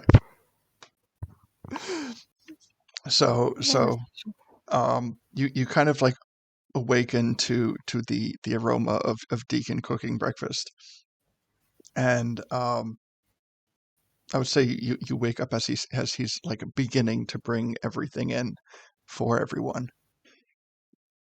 And you feel like you too have completely rested, but just kind of like as you get up, you do feel a little bit groggy. But you can't help but notice that as Deacon walks in, that he looks like um, he is completely awake and alert, as if he Uh, quite possibly had been awake for a while. I'm sorry, what? I will. Sorry, I will just chime in. He also just kind of looks like shit. Like I imagine he's just like still kind of like visibly slightly sweat covered, but like didn't realize that, Hmm. Yeah. Okay. Like did not sleep well. Yeah. He looks a little rough around the edges, but Oh, yeah. So what are your first thoughts as you kind of wake up? I could use another hour or so like this. Maybe somewhere a bit damper. But out loud, Athene also rub her eyes and say, "Morning, Deacon." Hiyo, gozaimasu. Um, he uh he like looks thoughtful, and he's like trying to figure out if he can make any kind of mist with prestidigitation. Oh. Oh, no, it's fine. That was all in her head. Oh, sorry. I didn't see But that. good I morning didn't. was loud, sorry. Gotcha. Sorry. Okay. Yeah. Ayo, gozaimasu. And he just kind of like rewarms the bottle of tea flavored water. Really, Mm. most of his tricks are just like flavoring things with prestidigitation. Like he's not a good cook, but it's like really masked by the magic. Thank you so much. Yukun gives a thumbs up. um, I Are you feeling okay? um, he rubs the back of his head, kind of like fluffing his leaves up again. He's like, honestly, not sleep so good. Have kind of spooky dream again. It been a long time since me see some of the things that me saw in that dream, let me tell you. But Sorry. he shakes his head. It's okay. I think I should probably share it. Looking like we got a couple of threats. I think on some level, maybe it's time for us to get a move on with the temples. I'm not saying I want to leave from here immediately. See, still want find sage for Fire Temple and clean place up a bit, but at the same time, probably he Definitely. Sorry. sorry. Oh no worries. He appends saw vision of you know that thing we fought in Fire Temple? Saw a version of Yeah. that for Water Temple last night. Um, not so good. Um, and yeah, it reminded me from time that me spent in there, which was not good times. Very scary times, actually. Oh, I'm sorry to hear it. It Yeah, okay. But at least it's something that me could warn you guys about. Want keep you guys safe here. thank you. Of course. Gally mentioned that he wouldn't mind being the fire sage. Well, might give us an easy out on who to choose.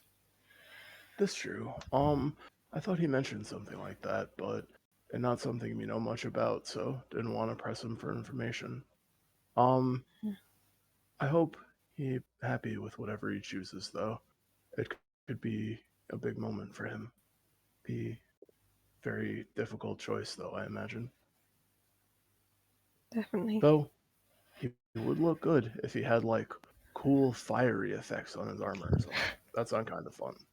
Even more metal than just his sword alone. That would look awesome. Just Mm. sparks and flames coming out the eye holes of his helmet. Yeah, man, we gotta make that happen someday. Some kind of spell. That sounds like fun. All right. So next to wake up is Lido. So Lido, my question to you is, when you wake up, do you wake up or do you kind of awaken and uh, feign consciousness?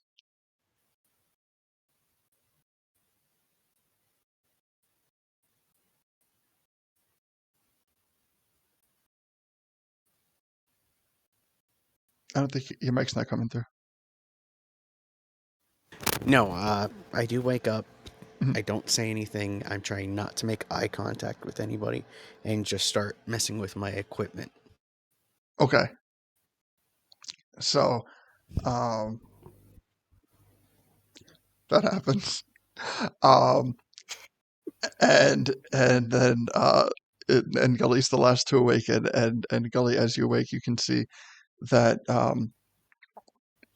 Deacon and Nafine are having um, what appears to be some level of serious conversation that probably would not typically happen under normal circumstances. Generally when like the morning starts, you start off with a bit more lighthearted conversation, but they just, you do kind of pick up on them discussing something of a certain gravity, as well as Leto kind of physically separate from them, kind of doing his own thing. Um, so what is your take on that as you wake up?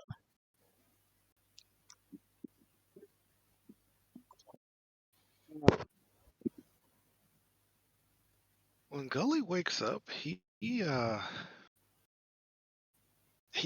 for a moment he looks like he's just like kind of almost out of it. Uh, and then his eyes, they kind of refocus on everything that's going on around him. Um, yeah, he's got zero sense of any conversations happening, what's going on. You know, he does see Deacon and Ifine, but I don't know. He just seems off. Meaning Gully seems off. Yeah. Okay. Whew, man. Did one of you like step on my head or something? Man, I feel like I got knocked in the head or something. Man, I need some aspirin, some Tylenol. Oh wait, does that even exist? Apparently not. Isn't that type of herb?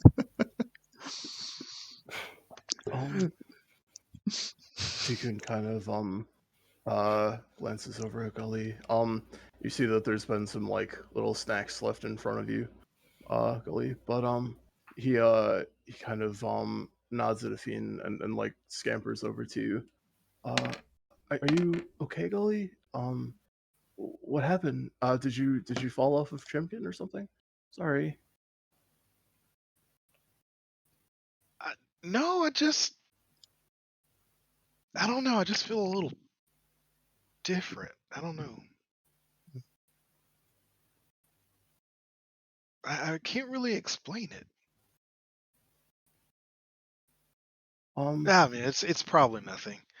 So, how's everyone doing this morning? Where's Lito? At this point I was kind of like involved in my conversation with the fiend, so I kind of like glance around. It's like, oh shit, did he leave again? And then like he uh he spots Lito again and points and then waves at him like, hello. Hi.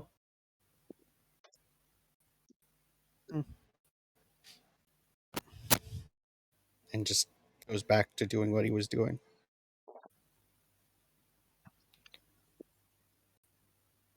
Are you feeling okay, Lido?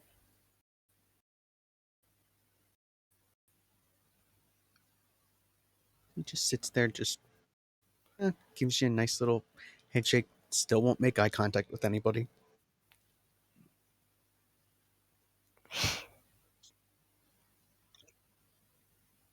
Lido, do I have permission to hug you? And I'll take silence as a yes.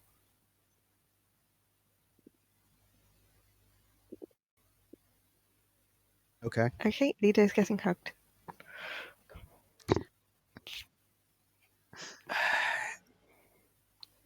So at that point,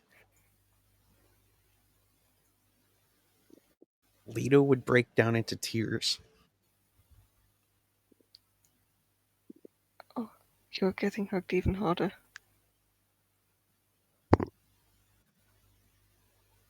And just sit there and just let it flow. As Oh, dude, you okay? What's going on? Deacon quietly approaches and sits next to you, like kind of like slightly facing you, but also slightly like, like 8 o'clock.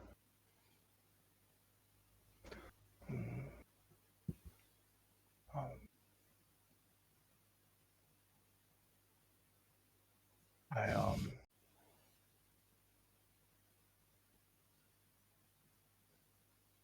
Deacon nods slowly. He kind of like pats you on the knee if you're in that usual crisscross pose. Um, he doesn't say anything, but he just kind of like nods slowly.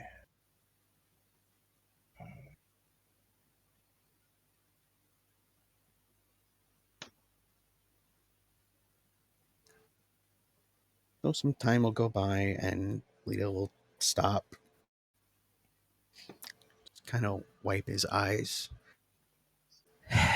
look around and go, so, where are we going next? I was thinking maybe we should check the trunk that I'm sitting on. I could probably put some stuff on the wall so that way we can come right back next time. Just trying to blow off anything that just happened. We're here if you need us, Lido.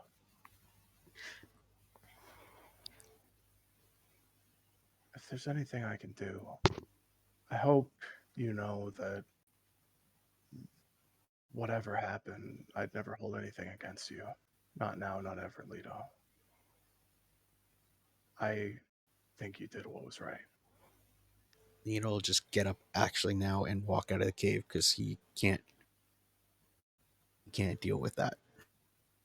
And just, biggest smile on his face, just you can tell in posture that he's not okay, but he's walking up perfectly, head held high, nothing is wrong, nothing just happened. He's fine, and the world is great.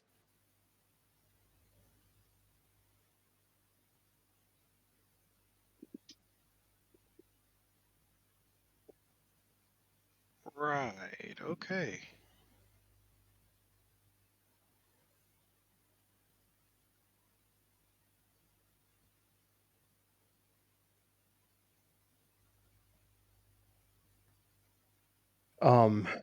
Deacon just kind of sighs and shakes his head.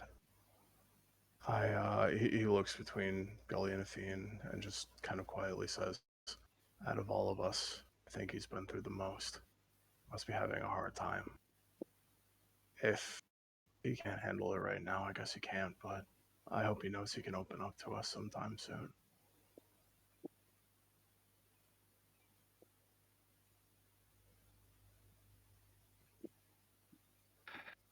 Yeah. Yeah. Mm.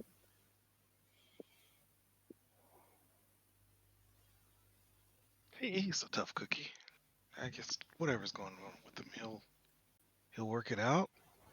I mean, if he won't let us, help him, well, I'm sure he'll let us at some point. Just I give hope him so. some time. Yeah, definitely. In the meantime, we'll be here when he wants or needs us. You can not. In the meantime, maybe we should follow behind him. He might need that right now too. Yeah. Probably so. So, Leto will remount Shimkin, and follow Gully outside the cave, and mirror his. Oh, sorry. As you walk outside the cave, he did his best to hide it, but Leto's been throwing up.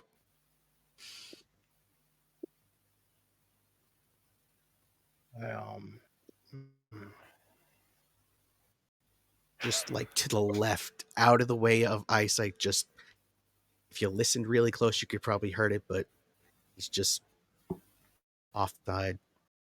No, outside of the cave, to the left.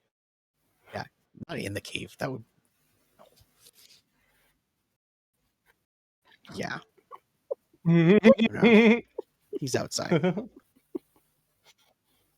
um, I imagine Deacon would at least notice the smell, but he's going to kind of mirror Leto's approach to this and say, "So, where to next, Chief? Want to ride on Chimkin? You can point us in the right direction." Yeah, I'm good. I will check the chest inside. Oh yeah, I was to be honest, I'm not really the most investigative, so figured I'd leave that to others. I think Yeah. here. Here. Maybe I'll head back inside for a second, check on Gully.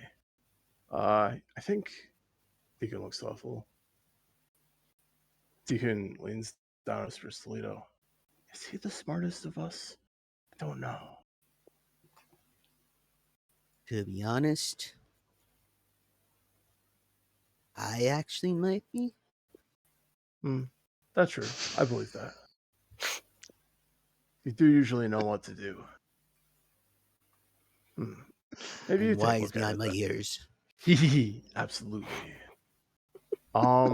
Here, I kind of like basically like hang on to Chimkin parting with like one hand and then like lean off and I say, I give to you even smarter smarty pants. And I pat you on the shoulder and I cast enhance ability intelligence. I say, now you'll find everything in that chest. See entire chest at once. Okay. Visual calculus. Athene, did you come out too? She's probably standing in the entranceway. Okay. So Ikun will start walking, Lito will start walking past you and be like, give you just a sly smile and be like, come on, Lynette. And just keep walking. Sorry, what did you just call me? Athene. Right? You're Athene. Couldn't be anybody else. Check the Sure. chest. I'm gonna go check chest. I must just have cave dust in my ear flaps. Yeah. Let's see what's in that chest. Man. Oh shit.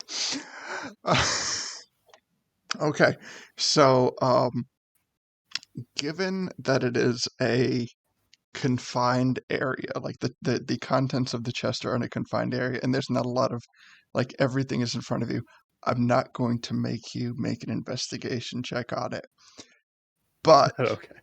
but you can if you want to. Let's see, what is investigation? You can I would like maybe a to, trap. because I would have advantage on it. Okay, so Yes. you do want to make the investigation check. Okay, so give me a check Yes. for give me a roll for that. Because Lito is scared beyond anything of what might be in the chest. That's a 19. 19. Okay. So you open up the chest and you see a upon initial inspection, it looks like what you would expect the Pebbles' chest to look like. There are a number of Goron tunics that are neatly folded inside the chest. Excuse me. There are, you know what? Let me give a quick check as to what she normally has inside as her wares.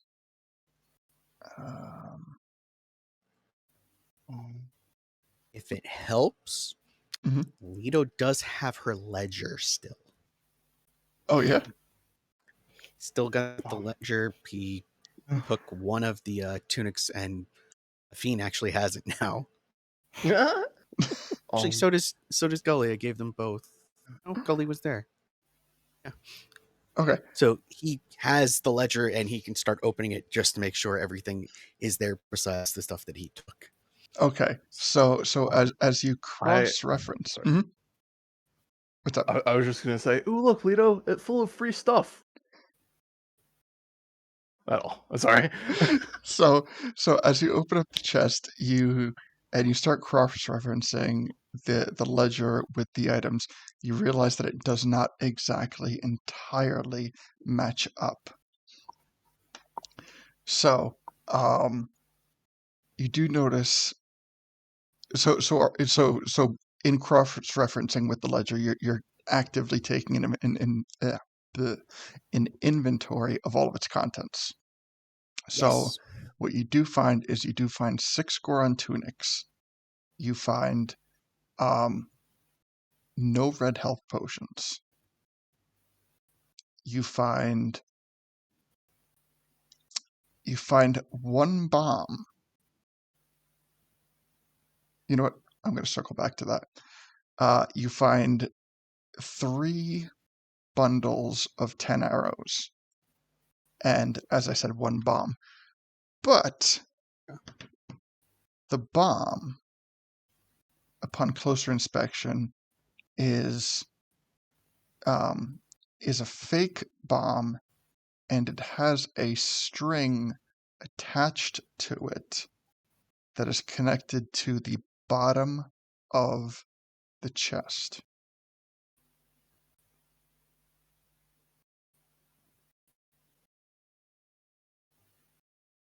What would you like to do? Geekin. Hi. And I start Find a trap. getting everything. The floor is fake, and I'm afraid if I pull on the fake bomb that's in there, yeah, the bomb's fake. That kind of sucks. But if we do that, I'm afraid something will happen. Maybe I can use a dagger or my little short sword to lever open the bottom floor without interfering with the string. Unless, and he looks to Athene, you have like magical hand or something that can do it. Give me 10 seconds while I double check my spells. Unfortunately, no. Okay. I can make it glow.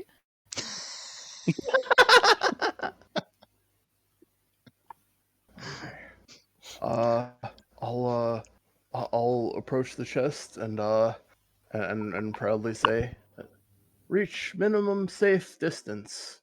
And then So, I will try to outside the cave? Sure. Or like 10 feet away. Most bombs not that big. Okay. What's this big bomb? Oh god.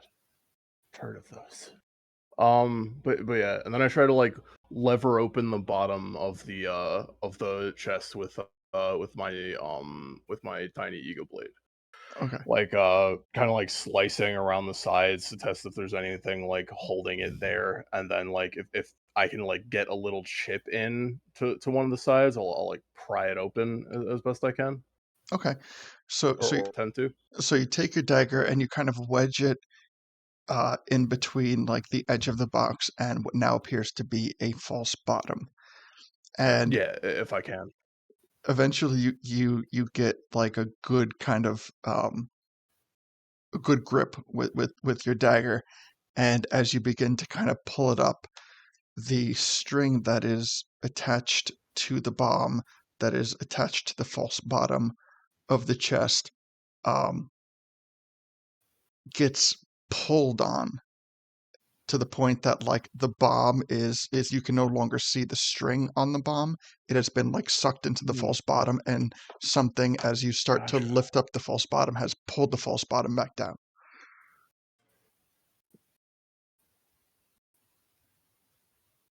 Hey, Gully? Yeah, what's up? Can you just like rip the chest out of the ground if you would? Yeah, that good. I'm also going to obtain minimum safe distance, please. Yeah. Yeah, I've been meaning to find something to use this newfound strength on. All right, I ready? give you inspiration. You could do it, Gully. Yeah. Okay. I just can I play the Rocky Balboa theme on my ocarina? Absolutely. Absolutely. Okay. And here I go. Okay. So how are you grabbing this fox? Bending at the knees, arms wrapped around. Arms wrapped around it, and you like jerk it up and give me an athletics check, and with an anthem playing for you, put it at advantage. Alrighty then. Oh yeah. I'll also Athletic. tap you with guidance. And guidance. Oh, plus guidance. Oh, snap. There I'm just cheering you on from outside we the go. We'll cave. tick guidance on. Okay. From a safe distance. Bam. There we go. You have a D12 inspiration if you want to make that even more insane. Yeah, I think that 32 probably will do it.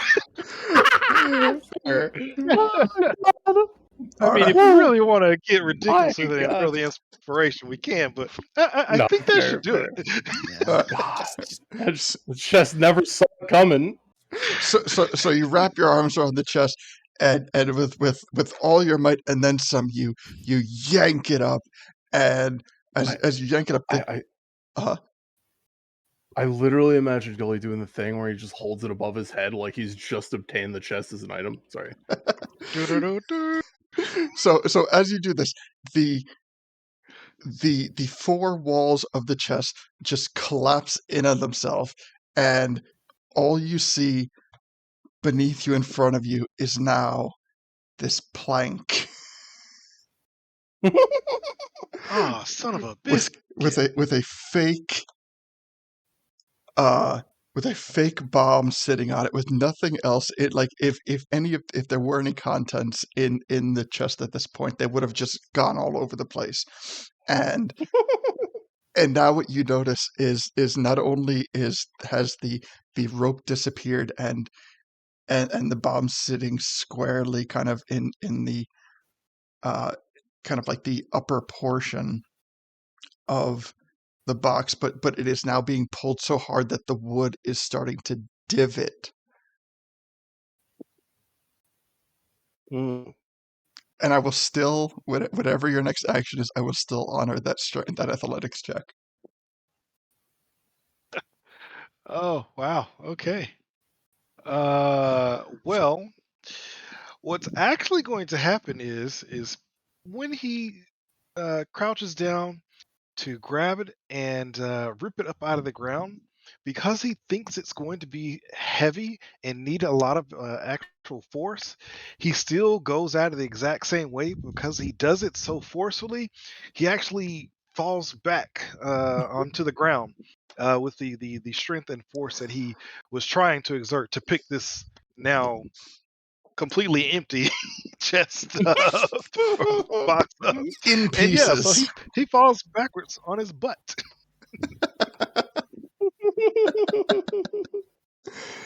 Oh wow! I guess I don't really know my own strength anymore. Oh man, that was a good Wow. book. You can now start to see around the edge of what is now essentially a wooden plank, there are kind of like small crumblings of around it, where initially the frame of the box lay, but it appears that there is something that has dug into the ground.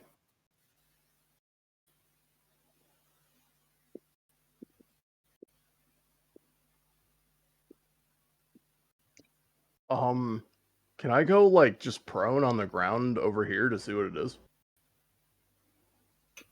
Like burrow or like, do you have a burrow I spec? forgot I could do that. No, I don't think that I technically do. I think I have to like actually dig into the ground. But I just meant like to see if I could like see under the plank by like getting my eyes closer to the ground. Yes, but I'm not going to make this an easy perception check. I'll tell you off the bat. I'm gonna make, because like you have dark vision, so you have that going for you. But like the cracks in the ground between the wood plank and the actual ground are so small that I'm gonna put it at a 22. Ooh, okay, that sounds like fun. I would literally need a natural 20 to make this, so that'd be spicy. Okay, so you said, I'm sorry, you said perception, right? Yeah. You can have some guidance too. Oh, thank you, Lito. Hell yeah. Okay. I'd sing to you, but I'm kind of tone deaf. That's fair. Me understand. Okay. So, I want to roll the guidance first because it's more dramatic that way, please. Okay. Nice. Then perception. I don't see anything. I say, yep, it's definitely a plank. Definitely wood. I like to imagine at this point, like he like tries to get down on the ground, but literally like one of the Goron tunics in the explosion has just like wrapped itself around his face. So even with a 6, what you can tell is, if you haven't deduced it already just from the simple behavior, is that there is someone underneath there. Shit! I thought it was like a mimic. No, you're able to see movement underneath the plank. Are there any little slits, like even if they're like mini, In the wood? Yeah. Not in the wood, but in the area between the wood and the ground, there are certain slits, like certain gaps. I'll call them gaps. Okay. So I'll get down, just kneeling down, and be like, if someone's under there, I'm going to give you to the count of 3, and then little friends are going to come and visit you. All right, let's take it number by number. That's a 1. 1, nothing. That's a 2. You know what? At this point, 2. I'm sorry. You know what? I'm sorry. Take it back to 1. 1, give me persuasion. Okay.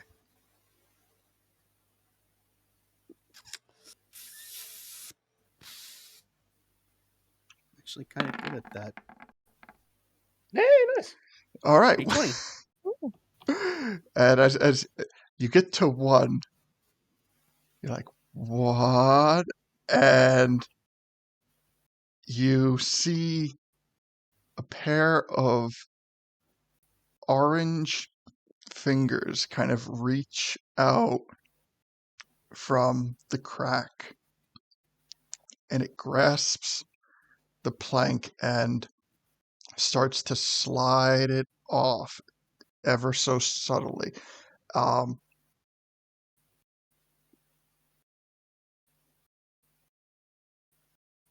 Give me a 2. 2. Give me persuasion at advantage. At this point, you can see you can see the orange fingers, and you can see kind of an eye, kind of looking out from the crack. Good again. All right, persuasion at advantage. 19. 19. Okay. And there's no immediate movement, but the second you start to pronounce the TH in the letter 3, like, wait, actually, question: are you going to 3, or are you giving a 2.5? Oh no, I'm giving 3. Okay. I'm actually being nice. Okay, so the second you start to pronounce 3, they slide off the thing, and they put their hands up and like, no. And it's Pebbles. Okay, put the board back on. We can go.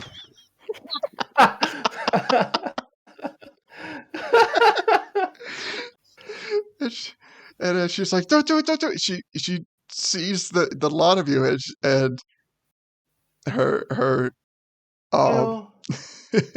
her worry and apprehension kind of starts to melt away as you don't appear. Like, the 4 of you are not the 4 Gorons that she was expecting to see. So, this is what I'm imagining her looking up at. You know the scene at the end of the Avengers when they're all standing over Loki? Yeah. It's just all of them. That's what I think she's seeing right now. Just us, backlit and all just staring at her. Yep. Just like that.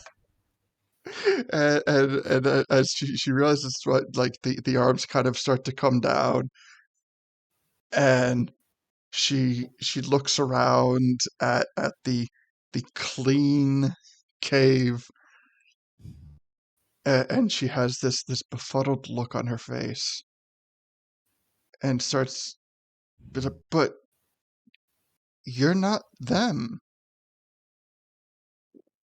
No. You know what? Sensing something, in like the atmosphere we've had so far, Deacon's just going to like pretend he has no idea what she's talking about. It's like, no, we just us. Who do you think you see? I mean, going crazy or something? We've been here whole day. Because I mean, I don't know. I kind of I'm at a lost track of how long I was in that hiding spot, but there were some bad Gorons here not too long ago. That okay. They probably moved on. That's fine. So, how are you holding up, Pebbles? It's been a while since, I imagine your father must be pretty worried about you at this point, if it's been a couple days. Well, it's been at least a day, but I've lost track a little bit. I feel like I mean, I saw the well, I don't want to call them an army. I'll call them a large gathering of angry Gorons coming down the mountain, and I don't want to take any risks. So I closed the shop real quick, and I kind of hid in the false bottom of my chest. And pretty smart, Pebbles. yeah, she goes, I lost track of time, but I could hear them outside, and I could hear them talking, and I heard a large boom, and well, then I really didn't hear him anymore. But I heard. I guess it's you guys that I heard. But a lot of it I'm not able to make sense of. Well, Can you tell me what that's happened? okay, Pebbles. Can you climb out? It's, looking down at you is kind of, like, not cool. Yeah, Also, I kind of told you to come out on 3, and I can still, pronounce the last couple of letters if you want. No. I'm okay. Sorry, I've been down here so long. I'm a little stiff. And she kind of like gets out and just kind of like starts like rolling her body, trying to, wake up her muscles. And, it's just like, yeah. Is everyone okay? I mean, I know everyone's not okay because I could hear what those 4 Gorons were talking about, but relatively speaking, is everyone okay? Mm-hmm. So I'm going to start fixing the box with mending, but I'm just going to say over my shoulder real quick, what were they talking about, by chance? Oh, they were talking about Romeo. They had this urgency in their voice. They said that he had gotten into a really bad fight, and that he wasn't looking good, and that he was fading. They were calling out to the Gorons outside of the cave, asking if anyone had any medical experience or anything like that, and nobody did. So they just were saying about like dressing wounds, and they talked about a lot of blood, but I don't see any blood. As she like continues to look around. I sigh, and getting that the jig is up, that she did kind of hear everything. He kind of shakes his head. He says, the 4 Gorons made some trouble in the village, and they had to go. Romeo was with them. He made the most trouble. He unfortunately had made enough trouble that he picked a fight with the chief, and the chief and him fought, and it doesn't sound like he lived from his wounds that the chief had to give him in order to protect the village. Aw. He was kind of nice. I don't know about that. It's pretty far down here to die from your wounds up there. Well, because it's a walk. Even if you could roll, it'd be kind of a long time to be like, "Ow, I'm dying! Ow, I'm dying!" and then getting to the cave, and then so I don't know. well, I mean, I couldn't see much. I was, in that hole over there. But I mean, that's what I heard. Do I believe her? Give me an insight check.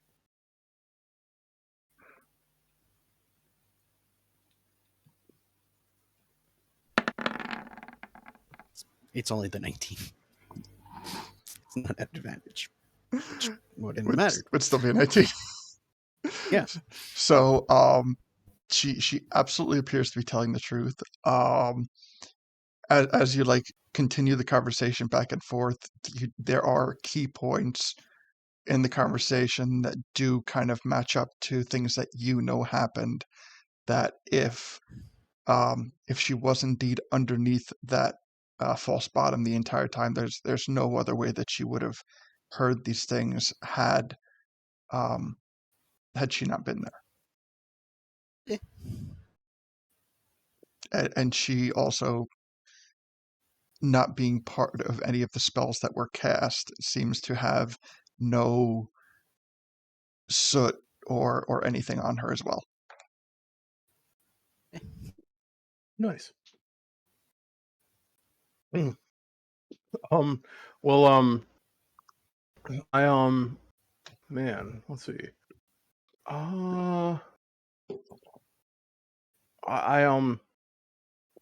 I visibly check my inventory, and then I'm like, sorry, Pebbles. I'd offer you some food after your time in there, but I don't have much Goron rations or anything.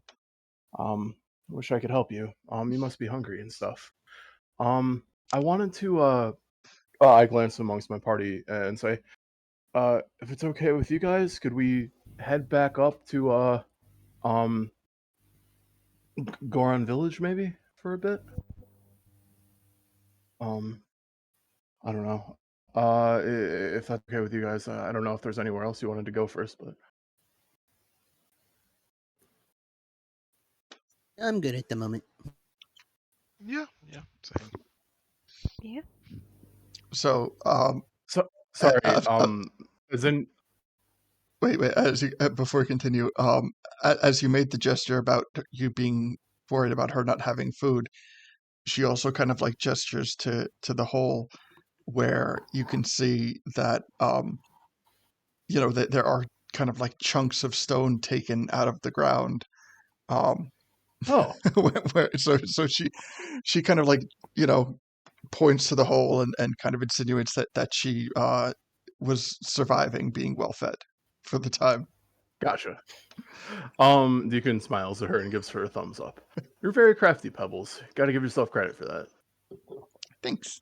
So I'm gonna fix this up real quick, and then we can go. I just want to make sure it's done, and then we'll put it back in the hole, and I can use some earth around it and make it look like nothing ever happened. Oh, that good idea, Lito. Sounds good. We'll sit tight. Also, what is this box made of? She's like, well, it's some sturdy wood.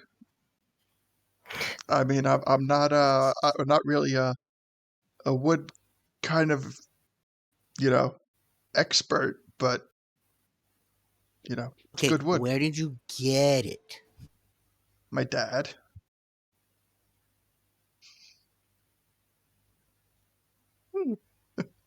Okay.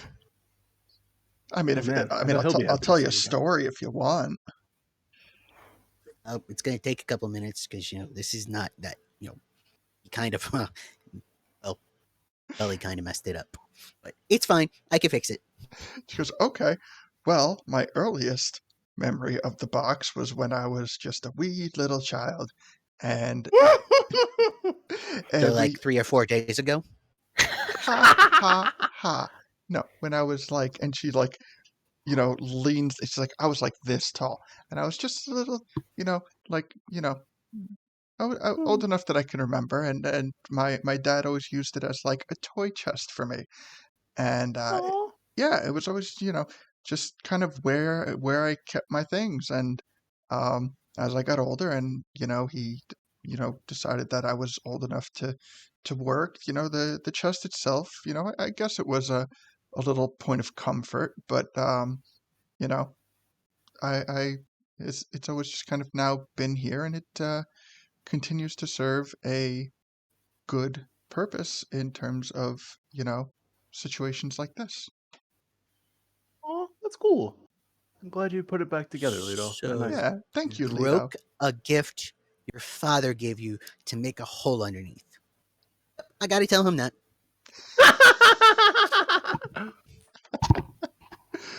Well, given the outcome, I'm sure he won't mind. I also think technically in that story we are the ones who broke it. Either way, Pebbles, this is a fiend, Pebbles. I'm sorry. Fiend's cool, she sucks. And Pebbles is like, Afid, it's nice to meet you. You seem like the loveliest Zoran I have ever met. And she turns to Lito and gives him like a She likes to stay in this cave with boys overnight. It's a pleasure to meet Just saying. you. It couldn't have been any worse than the company I've shared this cave with. Wait, were you in the? You weren't in the cave then. So where were you at that point in time? Pebbles? I was home. Listen, You like, go all the way home every day? not every day, but if sometimes there's, like, for example, sometimes I'll come down and there will be, Boys waiting for you? things hanging out outside the cave, like Lizalfos or Moblins, or even on the rare occasion a type of Lionel, and I will be like, nope, and I'll just go home.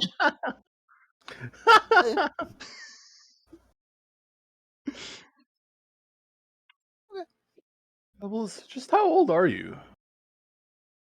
Rude. Correct. I'm old enough. Fair enough.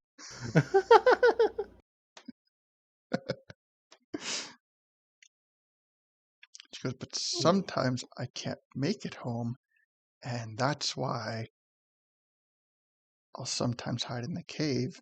And if the cave becomes a little bit dangerous, I have my chest to protect me. Sure, Deacon looks thoughtful. sometimes it gets things stolen. Sometimes they'll take bombs or arrows, or sometimes there's rupees in there. But it's better that they take that stuff than find me. So Absolutely. The bomb, pretty creative. Got to give you credit for that. That was really cool. thanks. He actually was kind of scared. I thought that part up.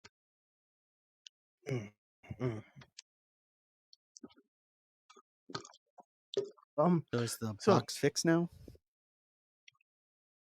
I would say enough time has passed that the box is fixed. When you're repairing the situation, are you leaving the hidey hole as it is, or are you leveling it? No, it's something to protect her from people. I'm not going to be that evil. Okay. Just checking. I will, though, if I can.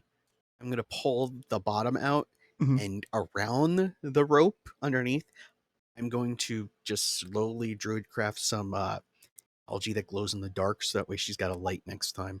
Oh, that's nice. But it's going to say suck. Oh. Awesome. All right. So she says,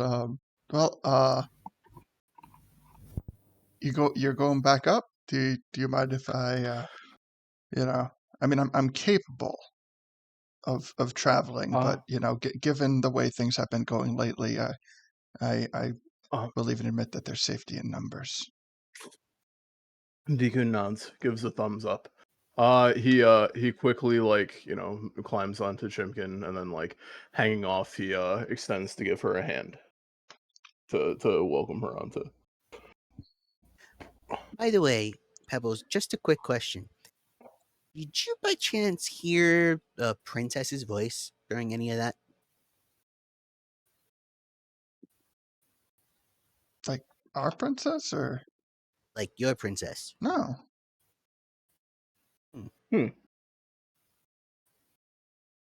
Let's go back to the village, and then I'm gonna see if I can find her. Because wait, was she a part of this? I mean, I don't want to think bad of the princess, but has she done something wrong? Oh, no, not in a bad way. Just worried about her. Oh, okay. I mean, she's so kind and passive. I didn't think that she would get mixed up in something like that. I smile, and as we kind of make the first bit of travel, I'm going to chime in. She's still very kind, but not so passive anymore. And I'll kind of like tell her a couple of like stories about how Juliet fought the monster in the fire temple. She is completely enamored with these stories. She is like wide-eyed, twinkling, very much like just fully Wow. enraptured in this.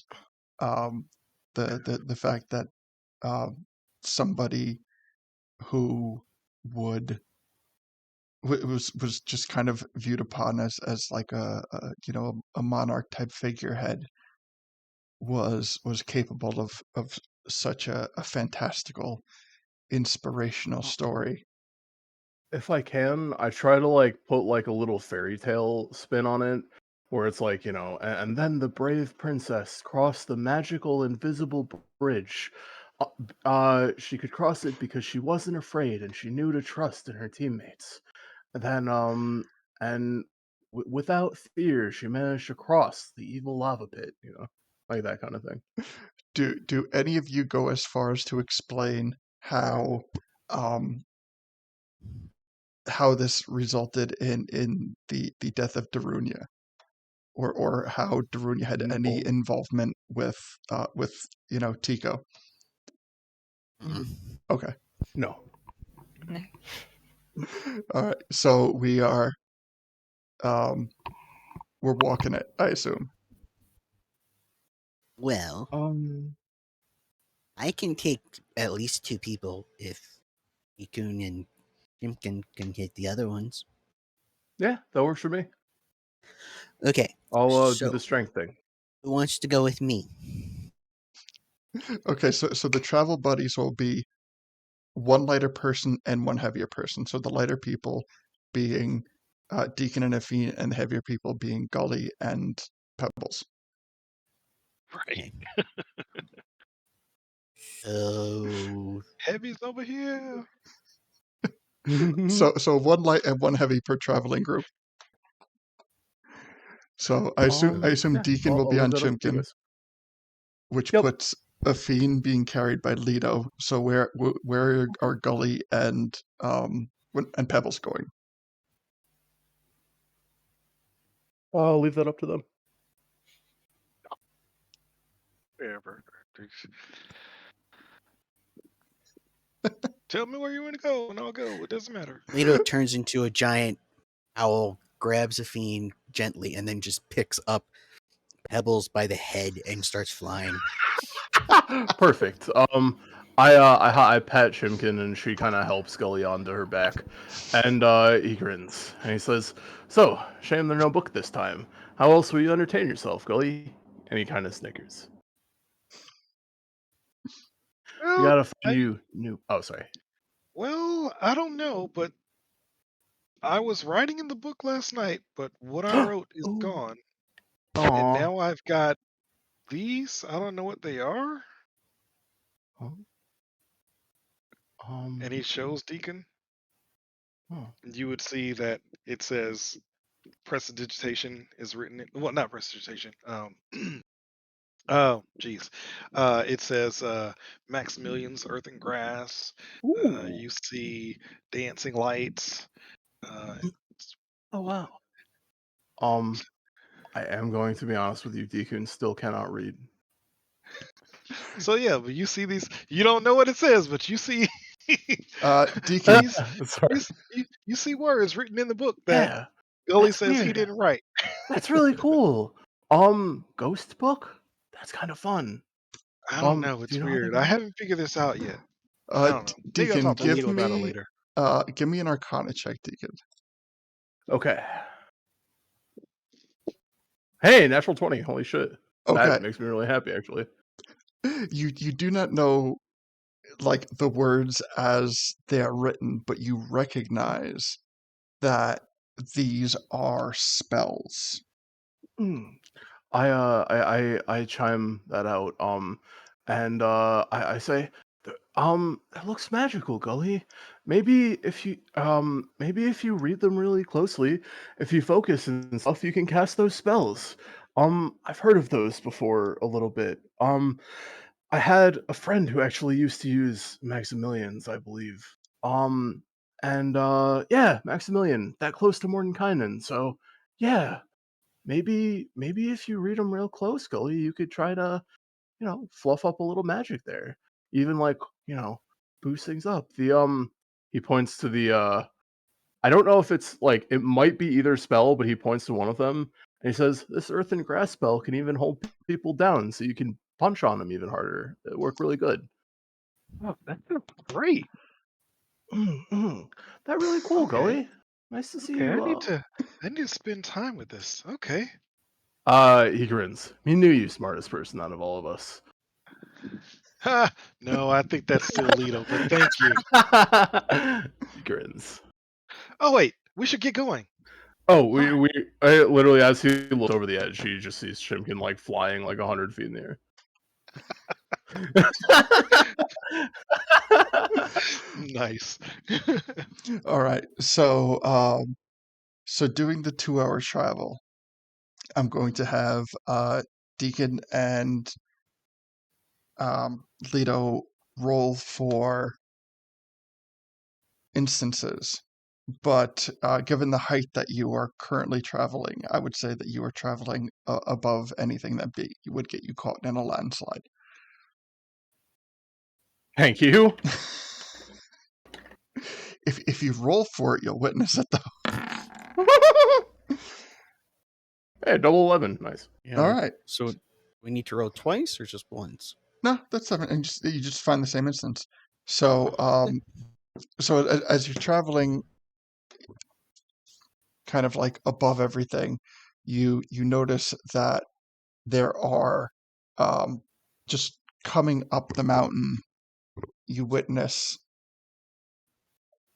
a collection of Octoroks.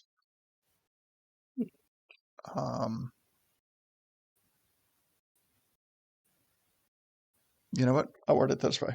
You find a large group of 24 Octoroks. Upon closer inspection, you can see that all of them, except for roughly 8 of them, have just been like trampled and plowed through. Oh, wow. That must be the work of the Goron crowd, huh? That is the safe assumption on the matter, that the Gorons traveling up back to Goron Village just plowed through this collection of Octoroks, leaving all but 8 surviving. Nice. Would you like to do anything? Personally, I feel like they have it hard enough.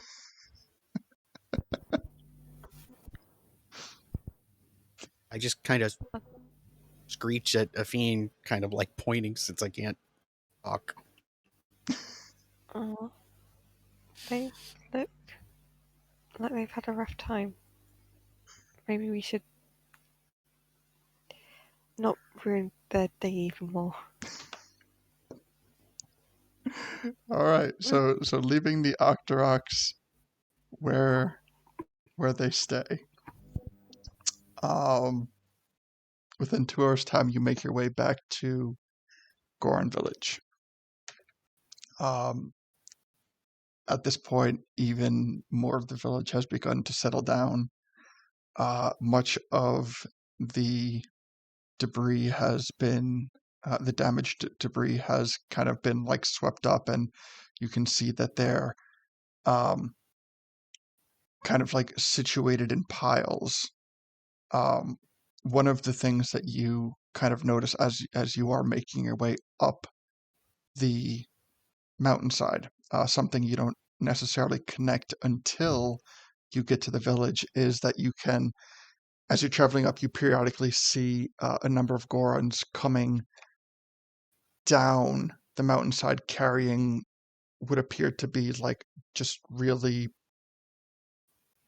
these like handfuls of just black crud and throwing them into the lava flow. So when you get to the village, you realize that they're taking the damaged debris from the village and simply chucking it into the lava flow to clean up the area. Oh, that's smart. They're like sometimes smarter than they look. And you can see like no new construction has really started yet, but they're starting to kind of like get ready to prepare for it. So you do come to the entrance to the village, and what would you like to do? I'd like to walk to Chief Link's hut, because I really want to see if Juliet's okay. Mhm. So yeah, I'm gonna head through the village there, if possible. Gotcha. All right. So you guys make your way through the village, and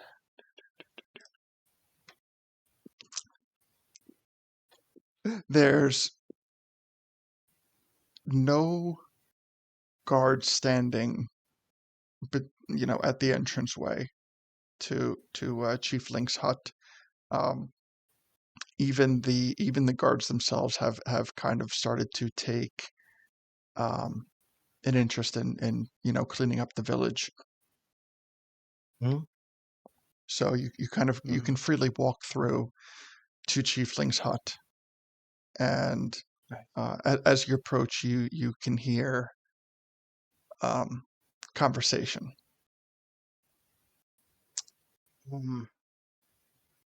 I kind of like, as I approach, I like a minor illusion, like not like obnoxiously loud, but just like a knocking sound next to the gate, or next to the flap of the tent. Flap.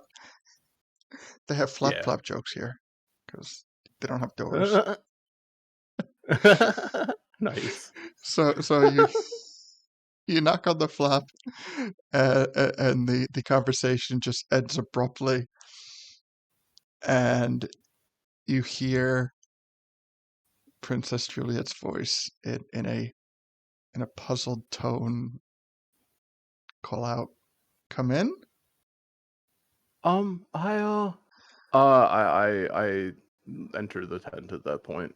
All right. Does everyone else follow in suit? Yeah, why not? Yeah. All right. Okay. Yeah.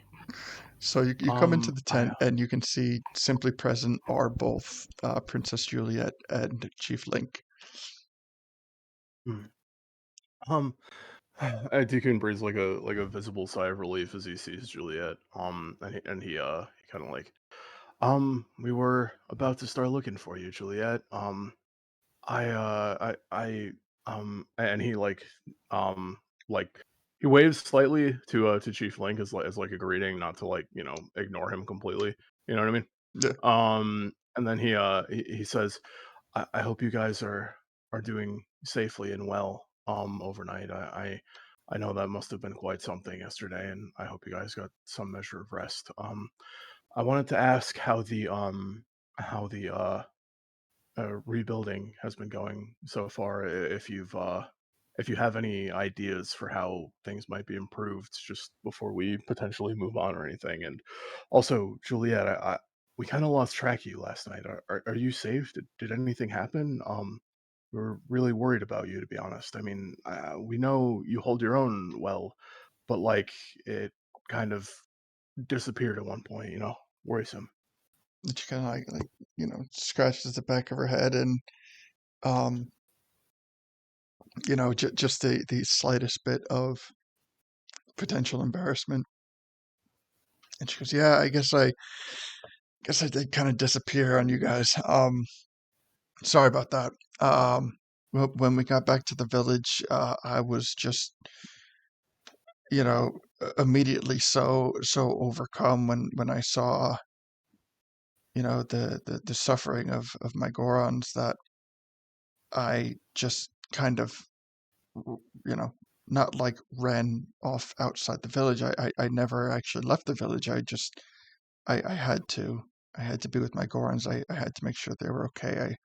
I had to help any way that I can, and it's just it was important, and you're right. I should have said something to you guys, but I just in the moment, helping them was the only thing that I could think of. Understandable.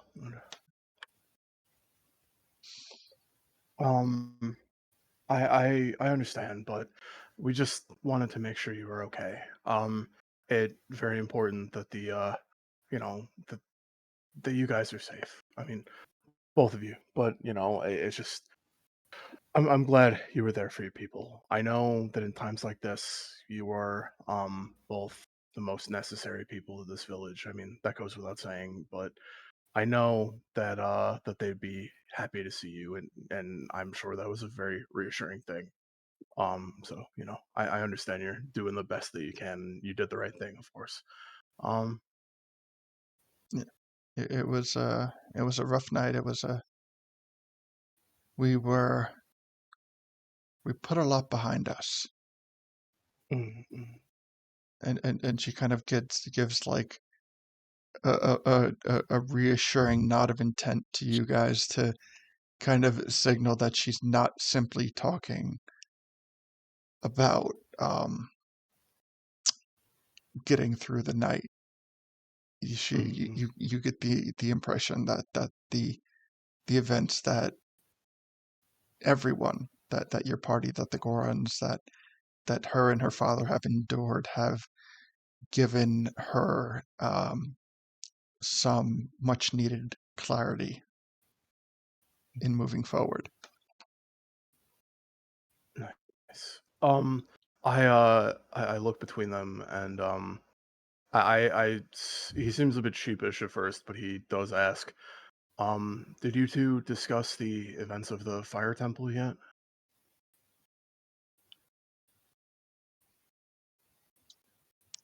Not entirely.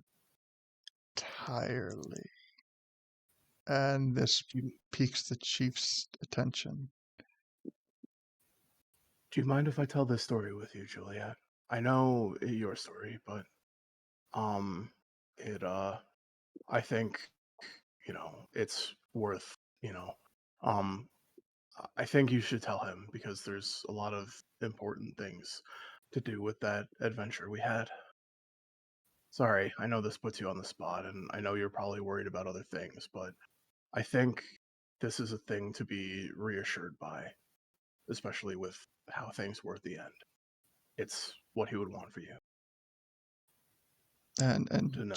she kind of like deflates a little bit. And she goes, well,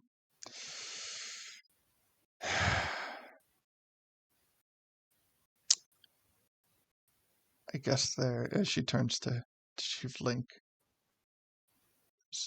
Dad, I guess there's no easy way to say it, which is why I kind of left it out of the story, but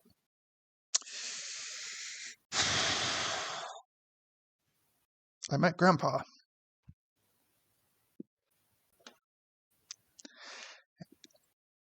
And Chief Link kind of starts to change his demeanor to listen a bit more intently. Says, what do you mean you met Grandpa? She continues on. She goes, well, I told you that we had made our way into the temple and told you that there was this monstrosity in the center of it that we had so valiantly taken out. But what I had neglected to mention was that the I guess spirit of Grandpa was kind of trapped in the creature, and when we killed the creature, it kind of released his spirit. And he's gone.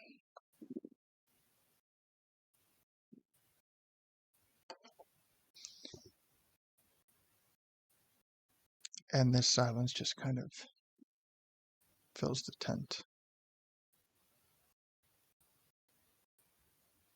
as Chief Link walks up to his daughter.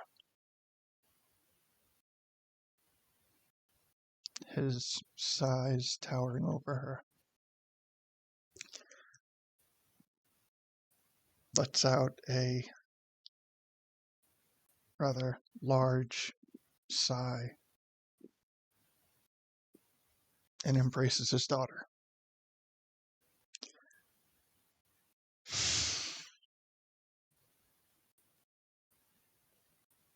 He starts to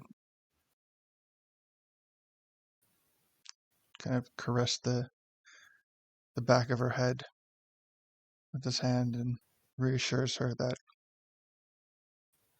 everything that she did was the best that she could have done. And he lifts up his head and looks at the four of you and says, and that goes for you four as well. Deacon smiles in a sad kind of way. And he says, Tarunia left a message that he wanted me to pass on to you. It is a simple one, and he wanted to know, in the last moments before he passed, that he was proud of you. He's proud of your family, and that he's proud of what you've done with the Gorons since he's been gone. I think it's worth noting that I don't think we could have done what we did without Juliet's help here. So you have a lot to be proud of here. And I thought it was important we tell you that, especially before we go. Thank you. And Juliet chimes in. She says, and we will continue to make him proud, Dad. He says, yes, we will. One other thing before we go. Juliet, I know I spoke with you about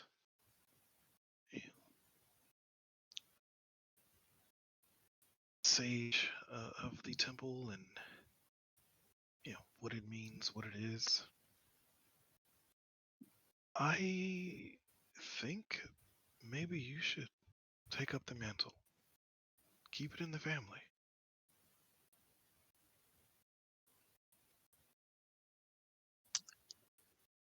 I'll be honest. You don't have to decide right now, by the way. You can think about it, talk to your dad, just in case. Well, I will be honest and I will be upfront. I would be lying if I said that the thought hadn't crossed my mind.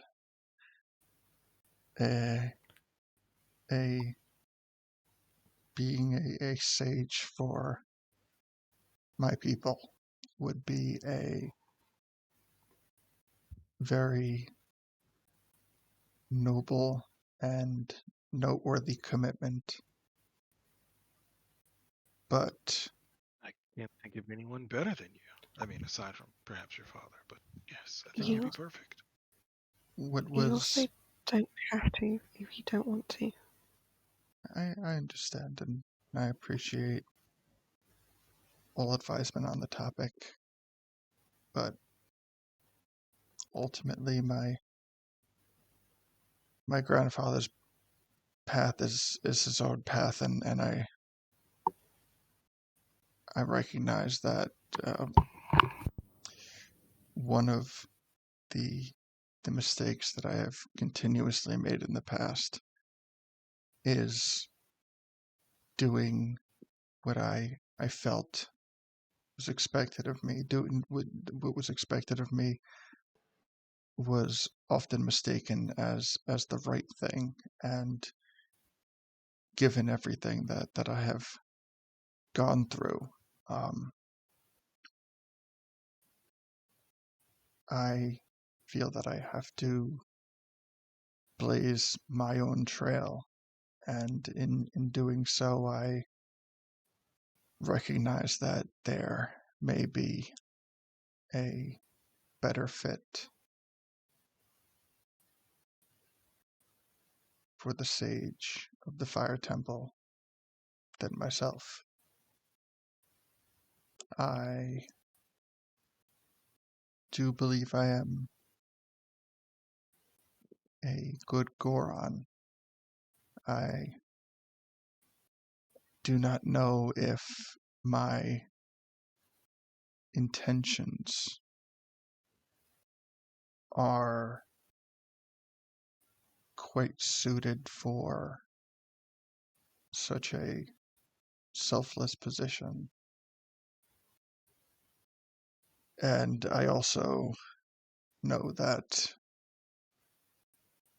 since there is no sage, it's only been a short time, but since we do not have a large amount of time before there must be a new sage, that it's not a role that I would be able to grow into in that short amount of time. However, even though the title of Fire Sage can belong to anyone, there is a certain home that can be described for a Goron to be the Fire Sage. And after everything settles in this village, I will make it my personal responsibility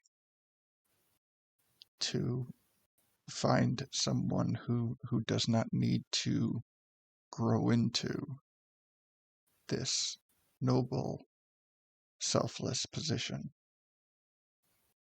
So, if you are worried about the Fire Temple, don't be. I will take care of it. I will make sure that it is safe in the absence of a sage, and I will find a proper sage to inhabit the temple. I'll leave it to you. Deacon smiles, and he says, "That all part of doing a great job as a leader. Good for you. Good for you." Thank you. I'm trying.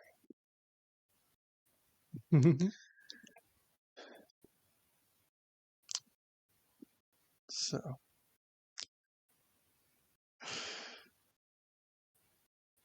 is there anything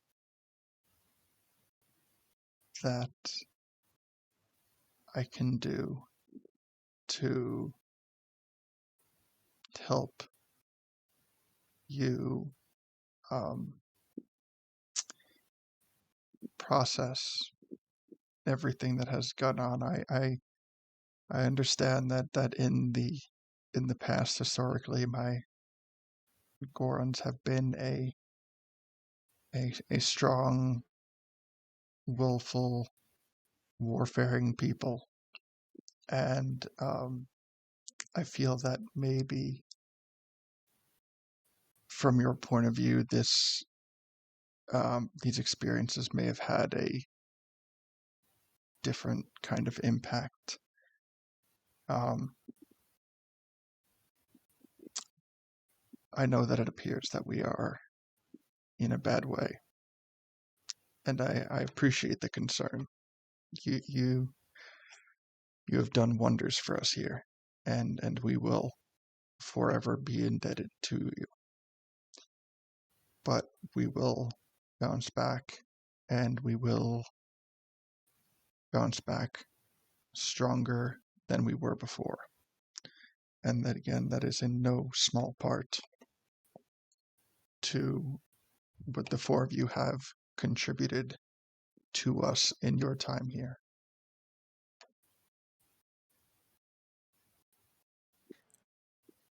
Well, yes, you ideas.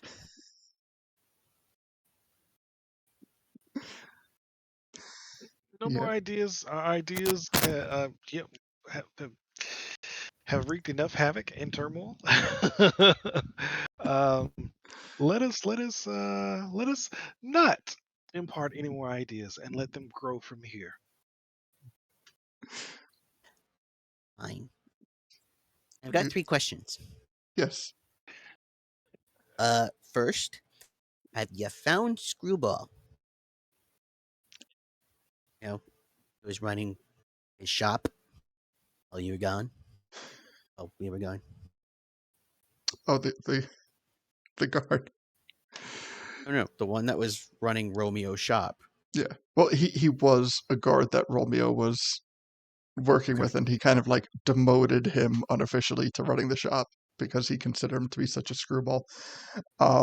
She goes, yes. The one that you referred to as Screwball came back with the group of Gorons. Okay. Second question. Have you told his dad yet? It is.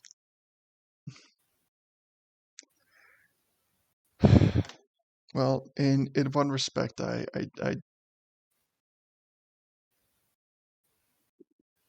since it has been such a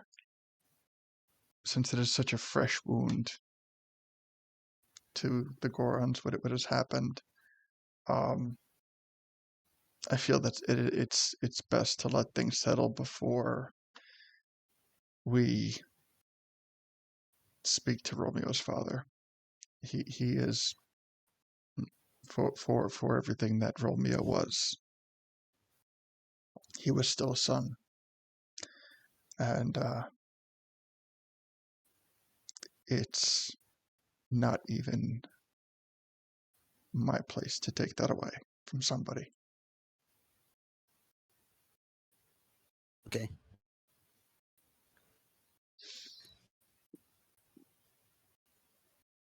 Third question. Rohan hasn't come back since, we've been gone, right? No, we did receive a letter from Rohan explaining that there was that he had come across some type of anomaly over at Lake Hylia, something that he requested some additional time, not for an extended honeymoon, but more for a bit of a sabbatical, that he could investigate the anomaly further. That there unfortunately is no predetermined time that he will return, but he is one of the wisest and most trusted Gorons, so it was not difficult for my father to approve his extended absence. Okay. So just a reminder, you do have that sending stone next time.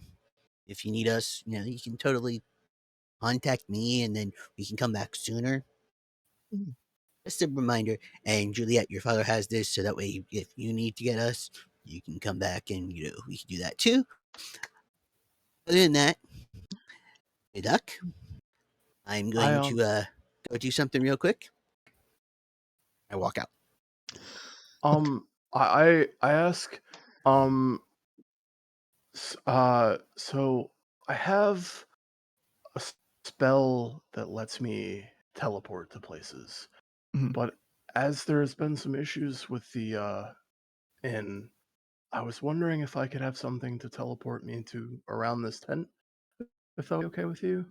It would help me get to you in an instant if you ever need to use that sending stone to contact us.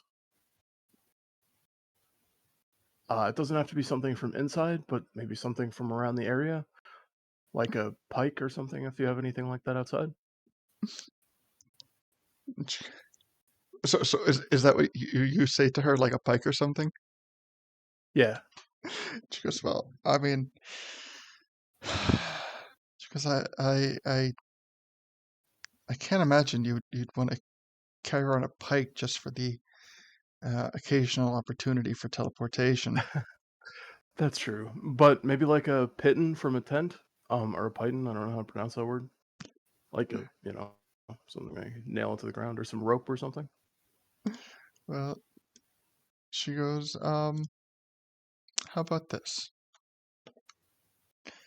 And she reaches out both of her arms, like one, like she's reaching for something, Hmm.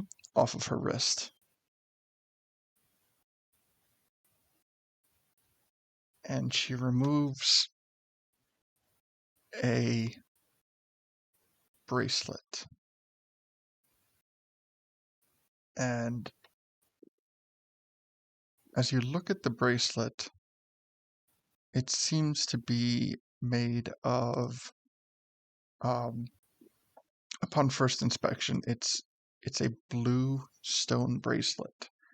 Upon closer inspection, the stones on them are kind of have like this pearlescent swirl to them.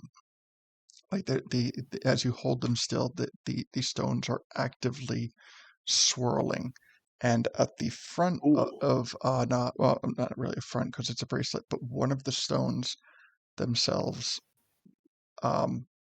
just appear white. Cool. And she offers it to you and she says, if this will work, it might prove a little bit better than carrying around a pike. Thank you, Juliet. Are you sure that's okay? If it means too much, I don't want to take it from you, but I just want to make sure we can get here if you ever need help. I'm sorry. She goes, it would be an honor for you guys to carry something of me in your travels. Ikun smiles and he takes it and he takes it from her hand and then he grabs her hand in his and he tries to pull her into a hug and then if she accepts, he then hugs Chiefling too and says, you know, in our travels, I promise we won't forget you. So don't go forgetting us now. She goes, I couldn't if I tried. Deacon grins. He says, so, I'm gonna go see if I can do a little help with the cleanup, maybe like, polish a few things. So, thanks for everything, guys. I look forward to seeing you guys again later on. Thank you all as well. Your help. Oh, this is Chief Link at this point. Says, thank you all as well, and once again, your help and contributions have proven to be invaluable to us. Can I ask how far of a distance it is to like the exit to the village from here? Yeah, Like in you know what? Let's check that out on the map just to give a roundabout. Yeah, so roughly 100 feet. Okay, cool. Oh, the village is like basically this big, really? Yeah, it's a relatively small Okay. village. Okay.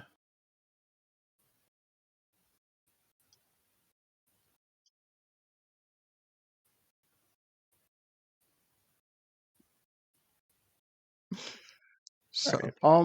Yeah.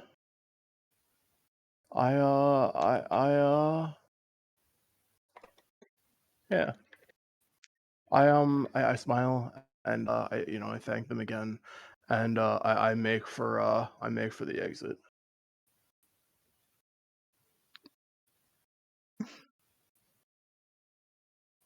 understood. All right. So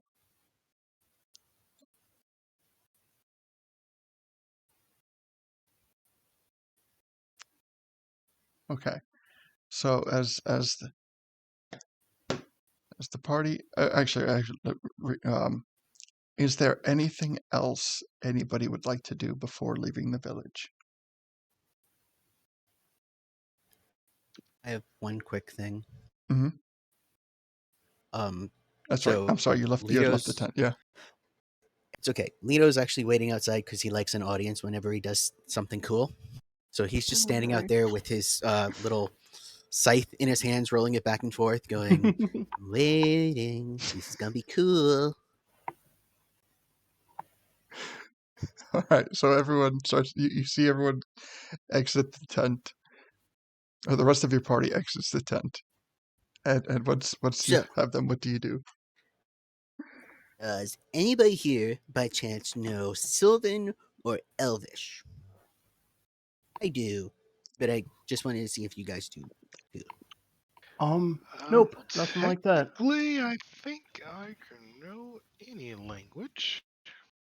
Oh, true. You have that fancy helmet. Mhm. I Oh, what's up? know. Tell me. I can talk Zoran, Deku, and this. Okay. Fiend? I can just use Zoran in common. Okay, Ho- I will Hold, take care of this hold on then. a sec. There are language equivalents, and I just want to check the language equivalents before before that continues further. Let's see. Races.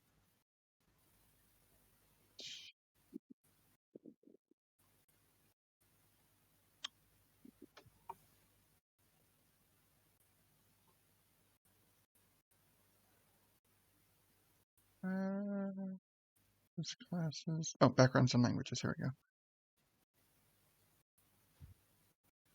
Okay. Which ones did you say? Elvish and Sylvan. Okay, Elvish and Sylvan. Okay, so the equivalent of Sylvan is Deku, and the equivalent Yay. of Elvish is Zoran. Okay. Yay! I do speak those languages. Hee. Okay, cool. And I will take the scythe and go, you guys can stay where you are. And I will cast Conjure Woodland Beings. I'm going to flourish this if you're allowing me. I'm sorry, the audio cut out for a second. What are you casting? Conjure Woodland Beings. And if I can do it a specific way, I'm hoping to do it. Cool spell. Hunter Woodland Beings? It's a 4th level spell. I don't have that spell. Can you post it? Yep, it's actually in roll 20. Oh, there it is. Oh. Conjure Wood. I'm sorry, I wrote the wrong thing.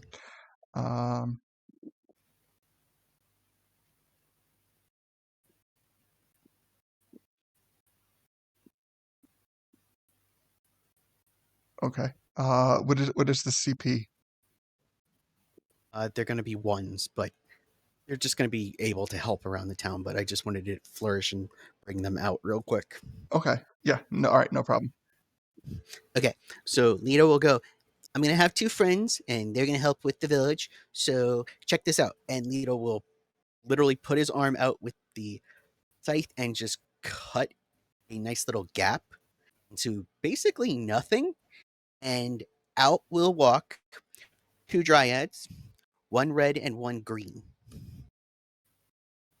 And I'll just be like, okay, so I need you guys to go help the Gorons. I know you probably can't talk to them, which is okay. You can talk to the 4 of us, and just go help them as much as you can. Try and rebuild, whatnot like that. You're friendly. Go for it. Okay. Just let them go. All right. Wonderful. That exactly happens, and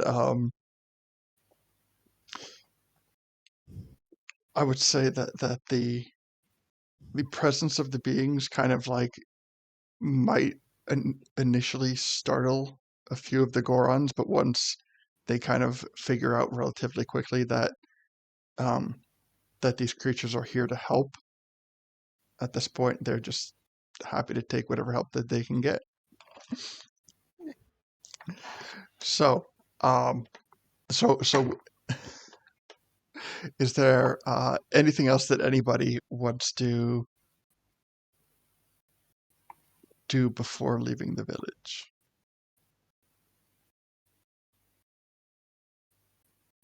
Oh, Nothing from Gully. I would only like to ask, where are we heading now? Wait, that is an important question, but that's going to be our cliffhanger. So,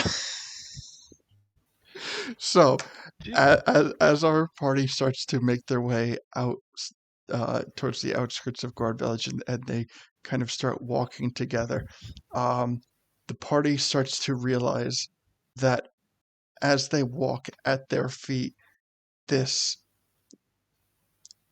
effect starts forming in the same direction that they're walking, and it starts to spread throughout Goron Village. And as this kind of starts to spread, you notice that things start getting restored, almost to their original state.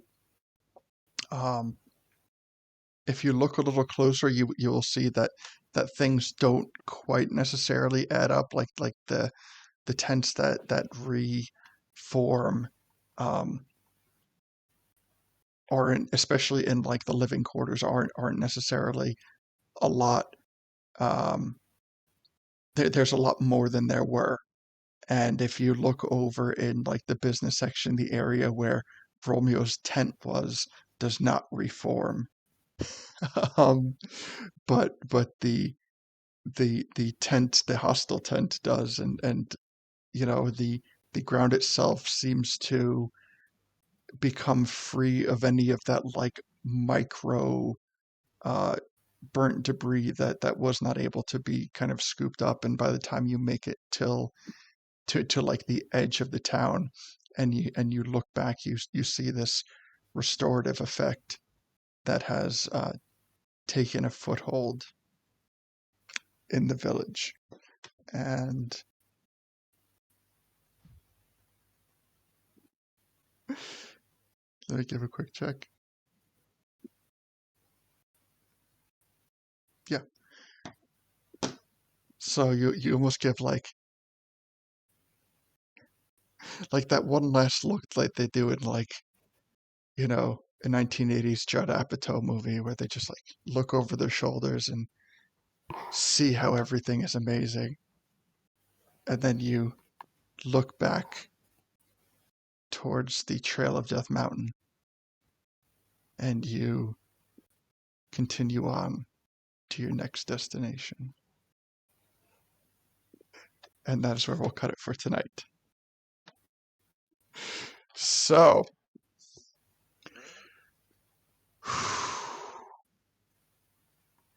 yeah. That was some stuff tonight. that was heavy. Yeah, it was an amazing wrap up to Goron Village. Not to say that, you know, we are done with them for the campaign, but we are moving on, and we are letting them kind of regain their footing and, return to what they want to be, not to what other people, such as Romeo, feel that they should be. They are a community at peace. They are a community with a long path ahead of them, and they welcome it. They welcome the challenges. They welcome the growth. They welcome the bonds that will only be strengthened as they continue to fulfill their own little micro prophecy in this campaign. So, thank you everyone for tuning in tonight. For those watching us on YouTube, as we've posted this, thank you for watching that as well. I'm going to give a quick check to see if we have anybody broadcasting, which we do not have any mutual broadcasters broadcasting tonight. But if you would like for us to raid you at the end of a broadcast such as this, feel free to give us a follow, and we'll be notified when you're going live as well. And if that is something you're interested in, we look forward to seeing what you have to share. And once again, thank you, everybody. This has been a great conclusion to one of the many chapters of this story, and thank you for being a part of it. So next week's broadcast will be a chat broadcast where we will go over the finer details of a lot of what happened tonight and possibly expand on some of the lore that we haven't had time to do that with. So we hope to see you next week, and if not, we'll see you in 2 weeks for the next campaign session. So until then, thank you, and good night, everybody. Bye. Hey, everybody. Bye. Bye.